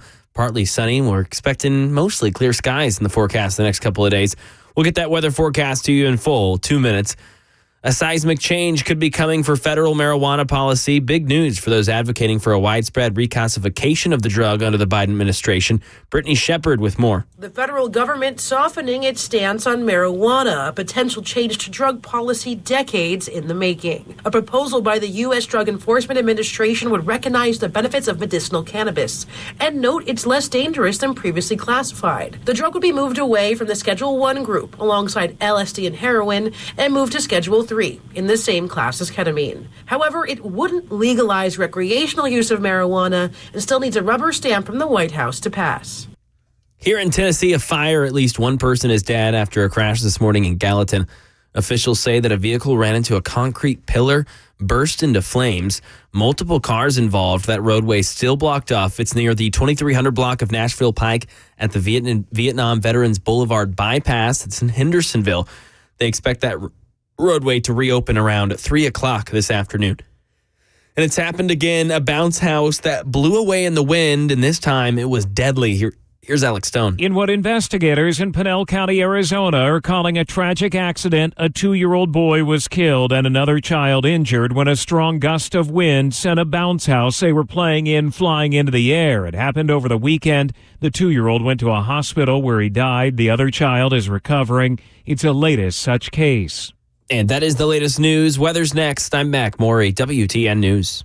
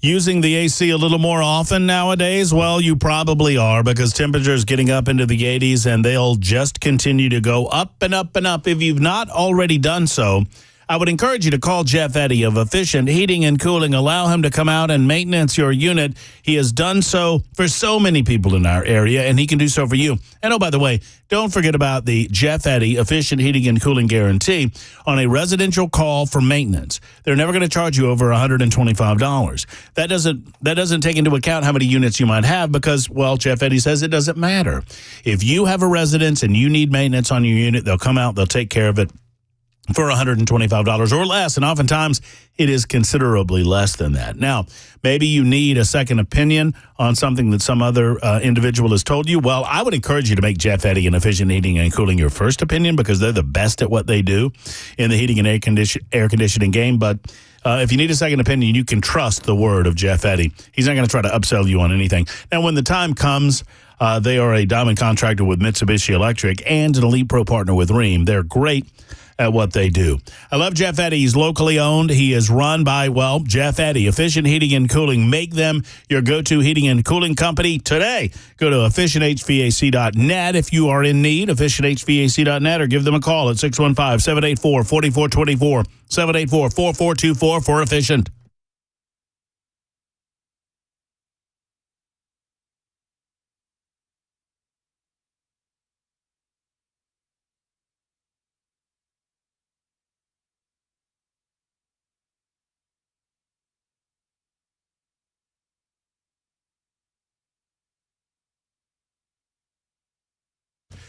It is the Matt Murphy Radio Show, Super Talk 99.7 WTN. Glad to have you along for the ride. We've got another hour to go before we hand off to Brian Wilson in the drive. Thank you for being here. 615-737-9986 if you'd like to be a part of the show. I spent the better part of McMurray's newscast perusing animals over at the Proverbs 1210 website. You can find them at proverbs1210rescue.org, proverbs1210rescue.org. Let me clean up a couple of stories. One, the Sumner County Sheriff's Department and all officials involved in the case of Sebastian Rogers. The Sumner County Chief Investigator specifically has noted that they still very much consider it an open case. It is not a cold case. They investigate it every day. They're working on it every day, and they say that they are investigating every lead that comes in. We mentioned the Rogers case last hour. Just wanted to give you that update. My concern is that Sebastian Rogers is anywhere close to where he went missing. That's my concern. That's Matt Murphy's concern. I have no intimate knowledge. I have no direct knowledge. I've not talked to anyone directly involved in investigating the case. Just my experience and my observations based on the information that we do know. So I just wanted to clean that up. Secondarily, Belle, you had something to say about Proverbs, and thanks to Callie for coming on with us. I know it was limited, our time availability, but I appreciate those guys coming on with us on this National Adopt a Shelter Pet Day. And there are other ways that you can give, correct? Yeah, actually, if you're so inclined, if you have a Kroger Plus card, if you shop at Kroger's regularly, you can associate a charity that will receive remuneration from Kroger's. And I actually support Proverbs 12:10 through that because I got my 2 cats from them. So if it's something that you feel strongly about and want to help support Proverbs 12:10, you can do so by associating them as your chosen charity through your Kroger Plus card. Very good. That's excellent. I think the last check that Kroger cut for them last quarter was like $7,500. And that goes a long way for a place like for an organization like Proverbs, there's no question. 3416 says, and 3416, by the way, screaming at me in all caps, which is okay. That's cool. Members Nutrition Super Text line up and running. You can scream or whatever. Should I read the text in the manner in which it's written? No. Oh, right. Actually, I would like to challenge Mr. Murphy to organize it. I can't do that. I would like to challenge Mr. Murphy. Just understand, all of this is screaming. I would like to challenge Mr. Murphy to organize an event for animals in shelters. No, 3416 is now apologizing for it's okay. I'm just picking on you. I would like to challenge Mr. Murphy to organize an event for animals in shelters like 99.7 does, the annual Nashville Rescue Mission. See how much donations can be raised and maybe split between the shelters. I would love to do that. I would do a marathon at animal shelters around our community. Well, you actually went to Abby's. I did. Her adoption fair. Yeah. Adopted, I think, 20. The total, we thought we had 30, but it turned out 25 animals that day were adopted, which is a great number and good for her, Abby Elks, and the team over at Davidson Academy holding that adoption fair. We only lost one, and we got him back. German Shepherd got off his collar and took off. Yeah, well, and peace out. Well, the problem is that this is a shelter dog, and so he's probably a little bit freaked out anyway. And then he gets off his collar, and then you've got 20 high school kids running after him. And I don't know about you guys, but if 20 high school kids start chasing me, I'm running the other way.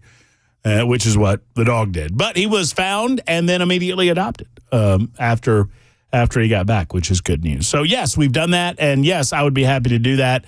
I just need to figure it out. It is a passion of mine. Cancer-based organizations, because of my mother's brain cancer, get a lot of passion out of me. And, obviously, shelter pets and shelters, those types of organizations are also going to get a lot of passion out of me as well. And I have yet to find in the 2.5 years that I've now been here, I did a lot of work. Just speaking of charitable organizations, if anybody knows, I did a lot of work with Down Syndrome Alabama, DSA, which is an organization designed to help those with Down syndrome in adult life. There are a lot of places where you can find resources for Down syndrome children and even young adults. But this statistic always fascinated me, that in 1970, the average life expectancy for a child with Down syndrome was 19 and a half years old. 19 and a half. And in 2022, I think it was, I don't have the most recent statistics, that age expectancy is like 58. So because of our understanding of what's going on, because of our care and love and concern for what's going on, the life expectancy has grown, and frankly, we give a lot more. But a lot of these young people grow into young adults, and they have a certain level of autonomy. They can exist, for themselves. They can take care of themselves in a lot of different ways. But their needs become very different as adults than they are as children. And so Down Syndrome Alabama was an organization that I absolutely loved. I don't know if it has a companion group in the state of Tennessee. If it does, you guys hit me up on the Members Nutrition Super Text line or on my email. You can find me on social medias as well, at Matt Murphy Show. That's at Matt Murphy Show on all of the social medias, especially on the X machine, where you find me more often than not. Is there a better example of the media elite on the political left than Jim Acosta? If there is one, I don't know of them. I mean, Jim Acosta has TDS pretty bad, and he demonstrates that on the regular. Now, I say hashtag never CNN because I want you to watch this awful organization. They're horrible people. They are garbage, a garbage network full of garbage folks spewing out, garbage. But I watch so you don't have to. I consider it an occupational hazard to do so. I can find no better demonstration of how immune the mainstream media generally, and CNN more particularly, is from the average working class folks across the United States of America than this story. Jim Acosta over the weekend was astounded by a poll that showed a majority of Americans perceive former President Donald Trump's term as successful. That's it. Successful. Acosta was taken aback, nonplussed, if you will. The CNN poll found that 55% of Americans believe Donald Trump's presidency was a success. I'm more shocked or surprised that it's just 55%. I think it's sad that so many people have been taken in by the mainstream media narrative regarding the Donald Trump years. Maybe the percentage is a little lower because some view the last year of Donald Trump's term a little bit differently than the first three. Obviously, COVID-19 took over. I've long said that without COVID-19, I don't think there was any question that Donald Trump would have won re-election easily, even with some of the shenanigans that were going on at the time. Most of the shenanigans that ultimately happened in November of 2020 happened as a result of COVID-19 itself. Just listen to Acosta. Once again, I watch so you don't have to. I'm sorry to share some of this with you, but I think it bears it bears listening to the audio. Listen as Jim Acosta, Trump's whipping boy, is shocked and dismayed that so many people think Trump's term was a success. South Dakota Governor and potential Trump running mate Kristi Noem is defending her decision to kill her 14-month-old puppy. Oh, that's a different clip. Pardon me for that. Let me make sure I'm in the right spot. Anyway, Acosta, I'm in the wrong spot. Having that decision to put your dog down at the end. They're talking about Noem. The other thing that is in the poll, it shows that Americans view Donald Trump's presidency as a success. My apologies. I had it queued up to the right spot, and it went back to the beginning.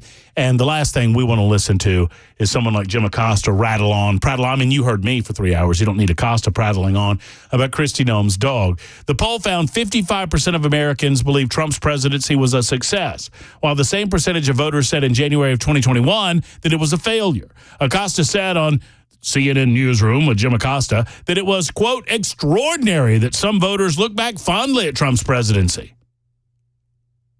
Extraordinary. What? An economy that was doing well, an energy sector that was doing well, no foreign entanglements, no foreign wars, a Russia that was at bay, not invading Ukraine, a southern border that was relatively secure, certainly relative to the way it is now. What are you talking about? According to CNN political commentator Alice Stewart, based on this poll, if the election were held today, Donald Trump would go from the courthouse to the White House, no questions asked. Yes, ma'am. Exactly. Precisely. Over 60% of voters believe Joe Biden's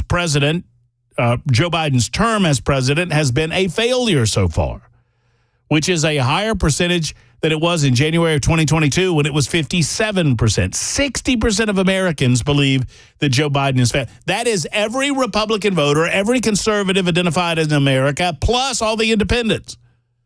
All you are left with are the dyed in the wool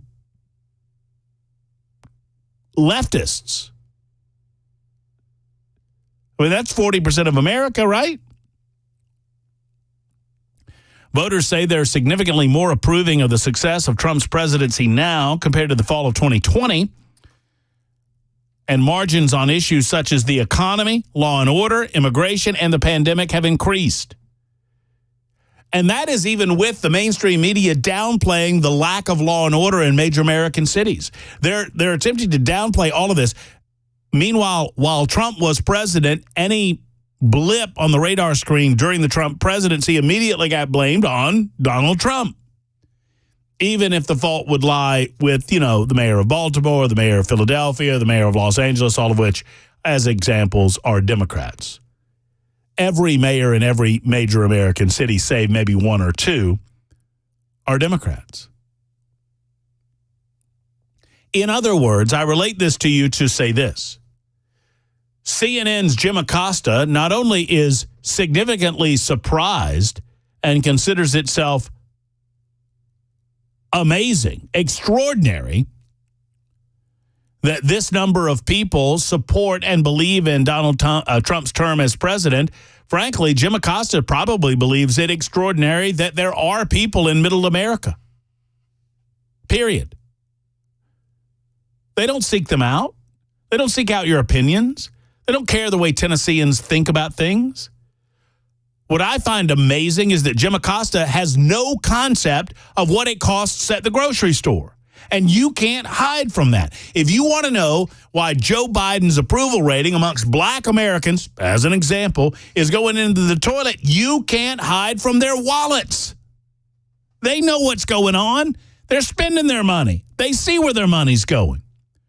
They see the interest rates on homes. They see the interest rates on automobiles. They see the cost of groceries at the grocery store. We understand the impact of inflation. We weren't going through this during Donald Trump.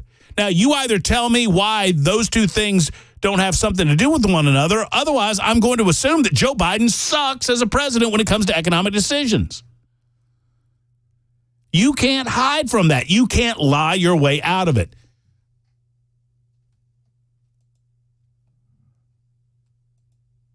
You can't lie your way out of it.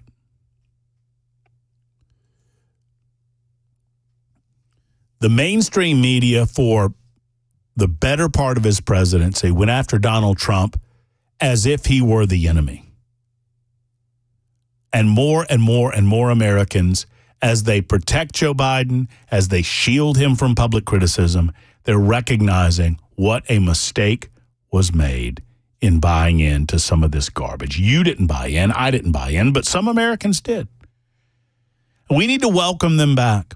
Don't cast aspersions. Don't wag your finger. Don't shake your head. Welcome them back in because we need them. Now more than ever, we need them. Because I promise you, this crap is just getting cranked up. I put on my notes today that Hollywood is now becoming desperate, more desperate than ever to help Joe Biden. Did you see that Steven Spielberg is trying to help him out? Spielberg has been tapped in an attempt to help them formulate how they're going to manage their convention this summer because they don't have any idea. How do we present this narrative in a way that people will support it? How do we present Joe Biden in a way that makes him seem energetic and vibrant and ready for action? and they can't figure it out with any realistic approach, and so they're turning to Hollywood. Hollyweird with Steven Spielberg. So think about this. Think about this concerted effort. They are depending on celebrity culture in order to convince you that what you see at the grocery store, what you see with your very eyes, isn't so. They lean on, here's Joe Biden on Howard Stern. On Howard Stern, for goodness sakes. What a pathetic showing by Howard Stern. Howard Stern used to mean something. Howard Stern used to be out of control. Howard Stern, there's no telling what that guy says. Now he is bound by scripted questions. He's bound by there's no way you can convince me that he wasn't.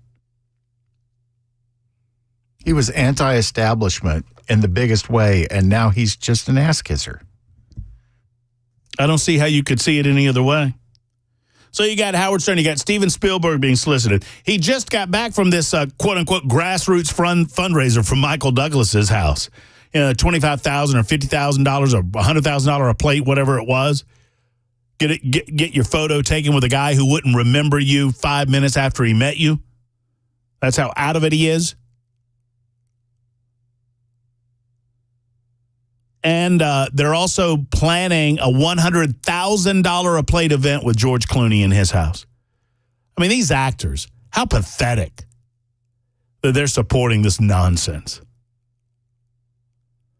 All too familiar over the years, though. But they're calling out, they're just getting started with their pushback. They're going to characterize Donald Trump as Hitler. They're going to have all of these people that they think you love and support coming out of the woodwork trying to support Joe Biden. Meanwhile, they're going to push him back into the basement because that's their best recipe for success. 224 on Super Talk 99.7 WTN. Stand by.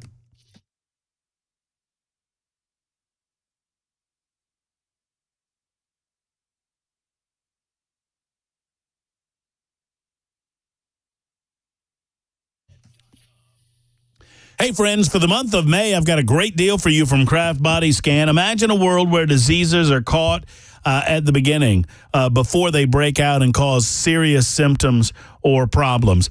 Breast cancer, colon cancer, prostate cancer, these are all issues that are still dangerous, are still life-threatening, but if you catch them early, we all recognize that early detection is key. Well, May is National Skin Cancer Awareness Month, and Kraft Body Scan is offering 20% off all cancer screenings as a result of National Skin Cancer Awareness Month. An extraordinary deal on their couples heart and lung scan as well. Only $119. That is not a 96% discount off their regular price. All you need to do is visit craftbodyscan.com. That's craftbodyscan.com to find out more. Spell Kraft with a C, craftbodyscan.com, or call 615-436-1000. 615-436-1000. Tell them Murphy sent you to the best in the business, the place that can detect it before you can feel it. Kraft Body Scan.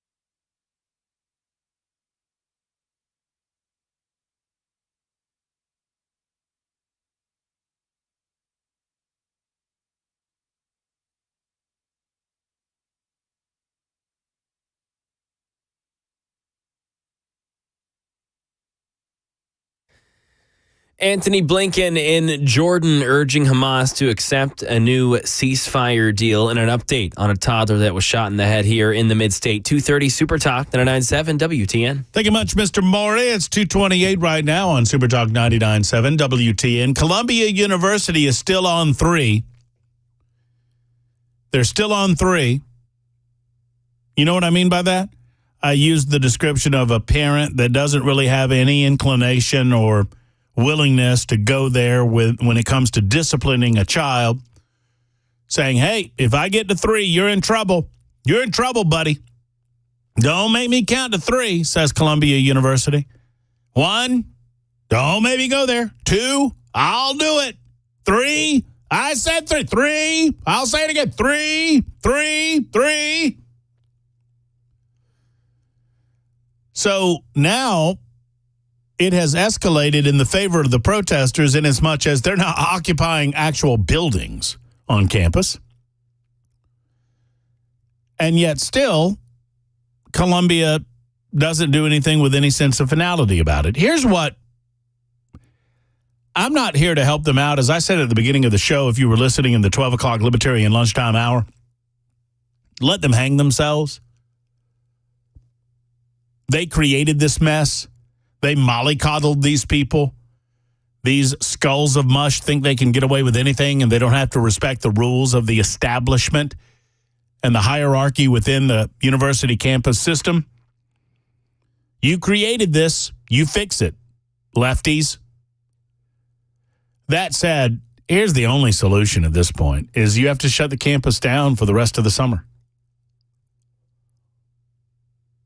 Shut them down. Tell the parents that there are no refunds. There are none. That sadly you have to utilize, I mean, these are kind of, it reminds me a little bit of Full Metal Jacket and Gunnery Sergeant Hartman, your senior drill instructor. From now on, the first words out of your filthy sewers will be, sir. Do you maggots understand that? When he caught Private Pyle with a jelly donut, who'd he punish? Everybody. He punished everybody. I just recently saw, I don't know if you saw this, you're on the X machine more than anybody I know, including me. Is that bad? Yes. Did you see the picture of the drill instructor with the donut or with the open locker? He didn't have a donut. That was it's what you're saying sounds familiar. It's just a shot of it's a drill instructor. It looks like a Marine drill instructor. Right. He's got the brimmed hat on and he's pointing at an open, there's a locker system within the bunks in what is obviously a barracks, and there's one open. And it's just this shot. If you're watching on Super Talk TV, I'll give you the shot. YouTube, Facebook, Twitter, Twitch. It's just this shot of him leaning down, looking at the open lock going, like, oh, boy, oh, boy, oh, boy. I found an open locker. Guess what's going to happen now? I'm going to PT you until you die. But just the smile, this evil grin, like, oh, this is a teachable moment here. Is that on your timeline? Oh, I don't think I put it up on mine. I'll find it. I'll find it for you. I'll find it for you. It's great. No, it's fabulous. Have you seen it? I mean, it's like, ooh, I'm so excited. The point is, he's excited because he's going to teach one Marine and all the Marines how things are handled around here when one Marine doesn't do what all Marines are supposed to do. I think the parents of Columbia University, how much money are they paying a year for their child, their precious angel, to go to that illustrious Ivy League school? It's beyond time that they learned a lesson, a collective lesson about collective punishment. You believe in collectivism, then your kid's not coming to school here for the rest of the year. And oh, by the way, you're still paying for it. As Gunnery Sergeant Hartman said, they're paying for it. You eat it, sweetheart. $86,000 a year with no aid. Jeez, Manelli. That's a lot of money. Super Talk 99.7 WTN. Here comes the news with Mac Maury.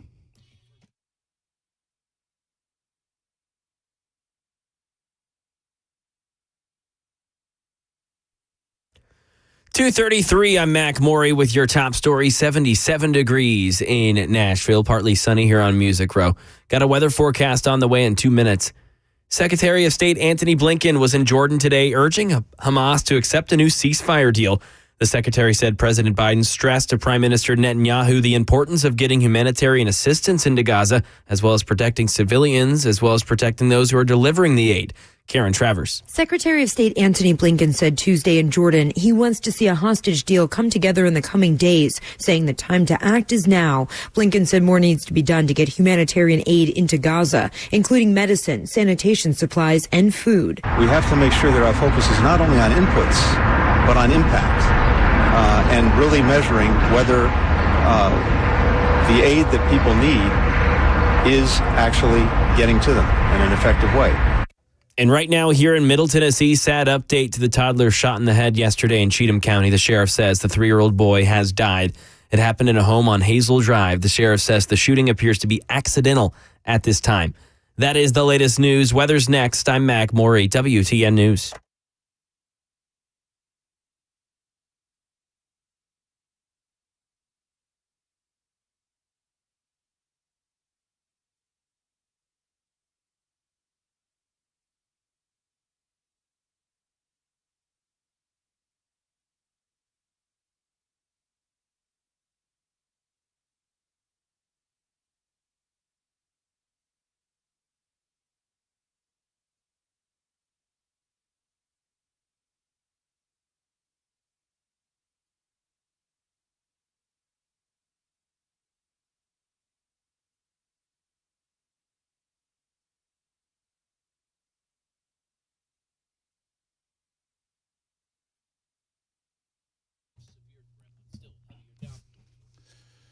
For 10 years now, the Charlie Daniels Journey Home Project has existed to help those coming back from wartime scenarios or deployment, and they've helped in so many different ways. I'm so proud to be a part of the Charlie Daniels Journey Home Project. They identify other non-for-profit organizations to secure funds to help causes that benefit veterans of the United States Armed Forces. The organization was co-founded in 2014 by the late, great Charlie Daniels and by his manager, David Corlew. Conscious of the need to assist our nation's veterans, the Charlie Daniels Journey Home Project partners with organizations that do the most good with the least overhead. They work in tandem with these organizations. And the Charlie Daniels Journey Home Project makes a difference in our community and in the lives of American patriots. And they've been doing it now for a decade, for 10 full years. Please consider donating today. If you have the ability, I encourage you to go to the Charlie Daniels Journey Home Project website. Go to the Charlie Daniels Journey Home Project.org today. Look around, see some of the testimonials. I believe you'll feel it within your heart to give. The Charlie Daniels Journey Home Project. A better good, making a difference for a better tomorrow. The Charlie Daniels Journey Home Project.org.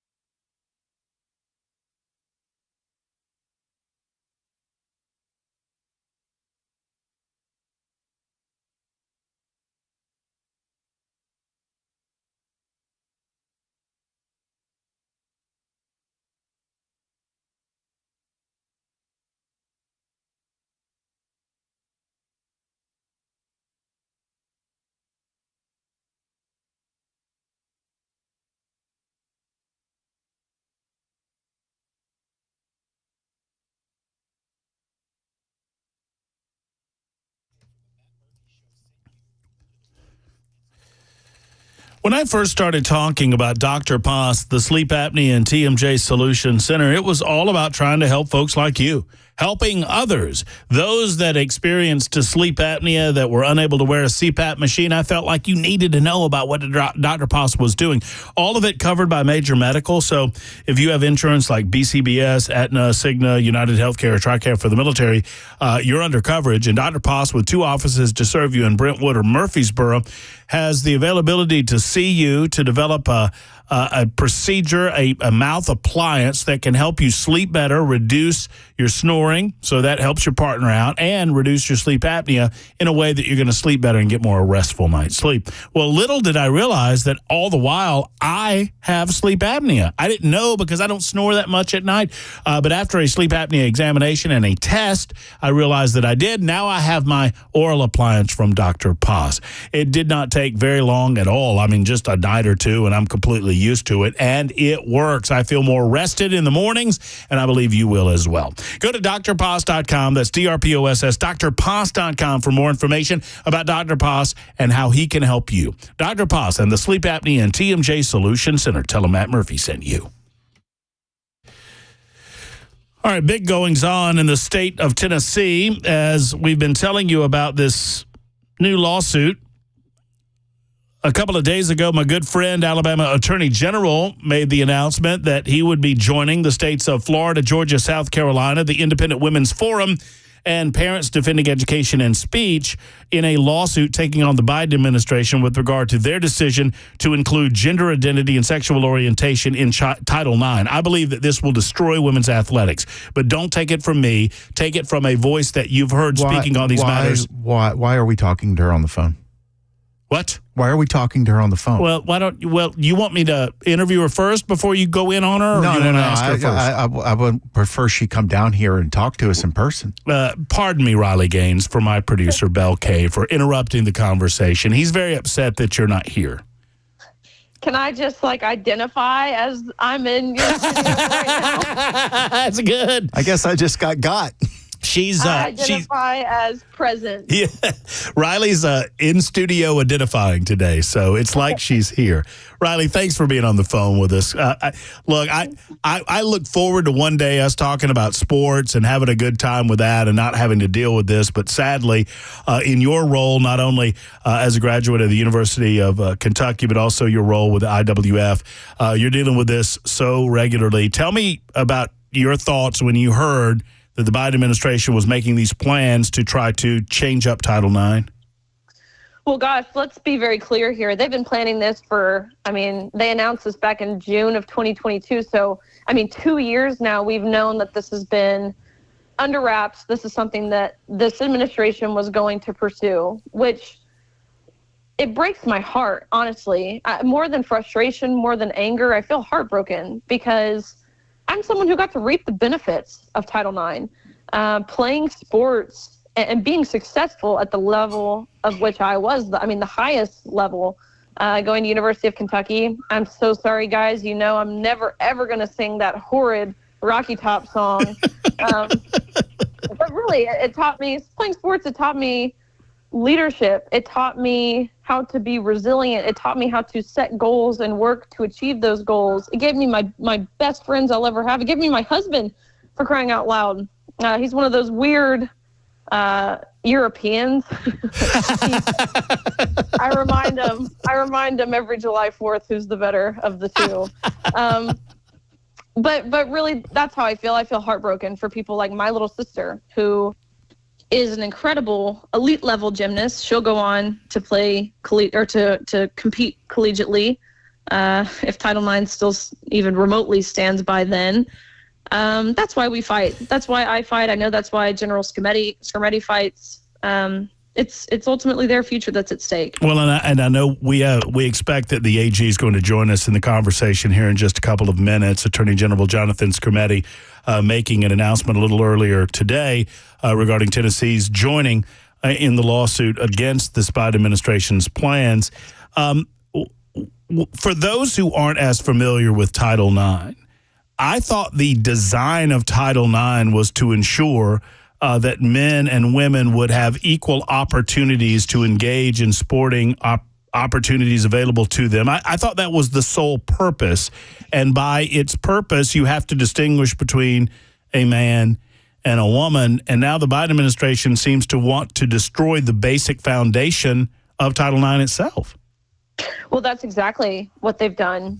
You're right. Title IX in its original implementation 52 years ago, back in 1972, it was only 37 words, which is amazing to me. Very brief, a very short statute.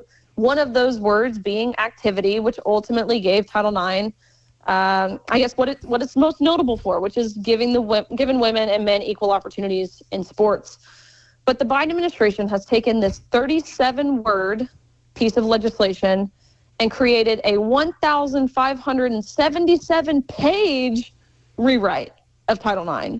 Of course, there's a lot of fluff. Obviously, when you go from 37 words to 1,500 pages. But the intention of this new rewrite, what they've done here is equate sex with gender identity, which is harmful and dangerous in a number of ways. But very briefly here, what this does, to lay it out, it means men can take academic and athletic scholarships away from women.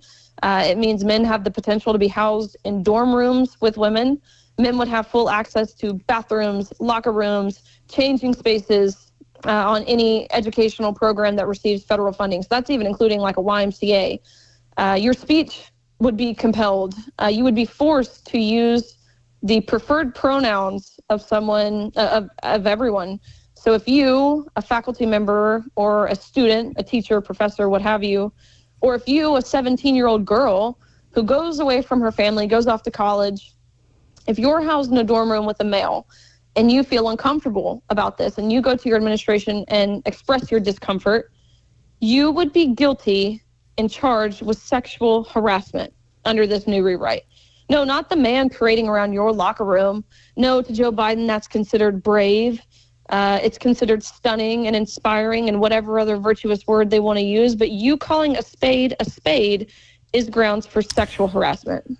Riley Gaines joining us for a few moments, talking about the Biden administration's plans to just turn upside down Title IX. We're joined now by the Attorney General of the state of Tennessee, Jonathan Skrmetti, who joins us in the aftermath of making a pretty important announcement on the part of the state of Tennessee today.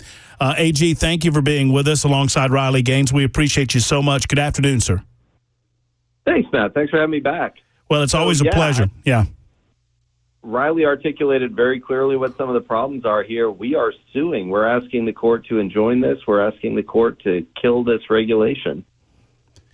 Talk to me about you and the various other states that are joining you in this effort and what legal standing you have and what the arguments will be on your part against the Biden administration. It seems pretty obvious to me that the entire purpose of Title IX was to protect the equality in rights of women and men, and now they seem to want to destroy the line between one and the other. Yeah, so we're joined in this by West Virginia, Kentucky, Ohio, Virginia, and Indiana. We're suing in the Eastern District of Kentucky, and the theory is this is unconstitutional. There are a few reasons why. First off, in our country, the people's elected representatives make the laws. And federal bureaucrats do not have the power to rewrite those laws. So Title IX was written over 50 years ago to protect women from discrimination, to prohibit sex discrimination. You can't come in 50 years after the fact and say, actually, it means this entirely different thing.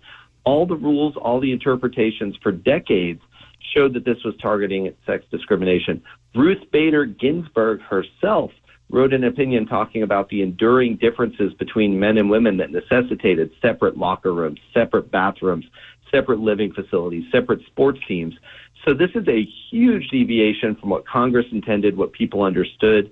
There's a First Amendment issue here, forcing people to use pronouns that implies the adoption of a belief system they may not hold. There's a problem with federalism.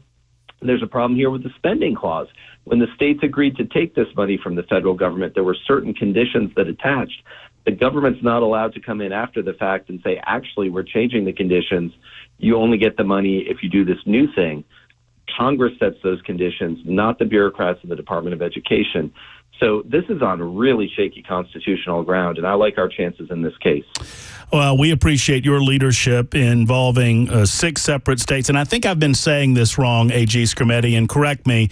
Is there a separate case involving the states of Alabama, Georgia, South Carolina, and others, and you're involved in a different, but all the states involved in this are attempting to accomplish the same thing. Is it just you're filing in different districts? Is that right?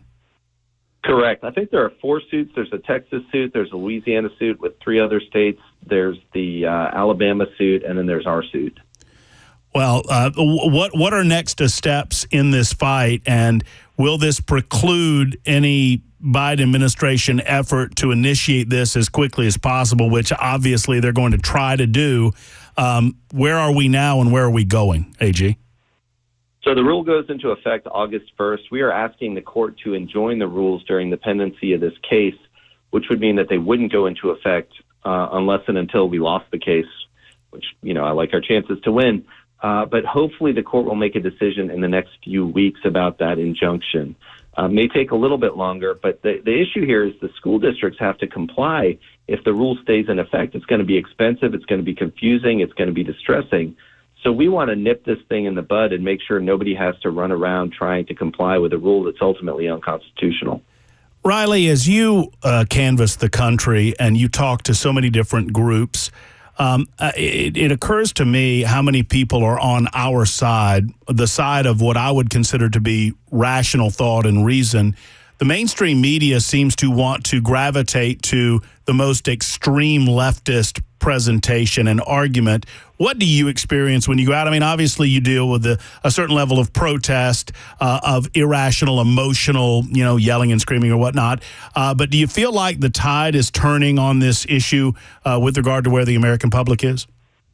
Gosh, you said it perfectly. The majority of common sense, everyday Americans intuitively know that men and women are not the same. They know that it's unfair to allow men into women's sports. They know that it's not compassionate, like the media says, to allow men to undress in front of women. They know this. I would argue I think the most recent Gallup poll said somewhere around 80%, but I would argue it's much higher than that. Again, of parents, of people who, again, just have sanity on their side. But you're right, the media, even our elected officials, are painting this issue as a polarizing one, something that divides us as a nation. But they will understand when it's time to vote, whether it's the presidential election or what have you, that this is certainly a losing issue for them, and they're on the wrong side of history.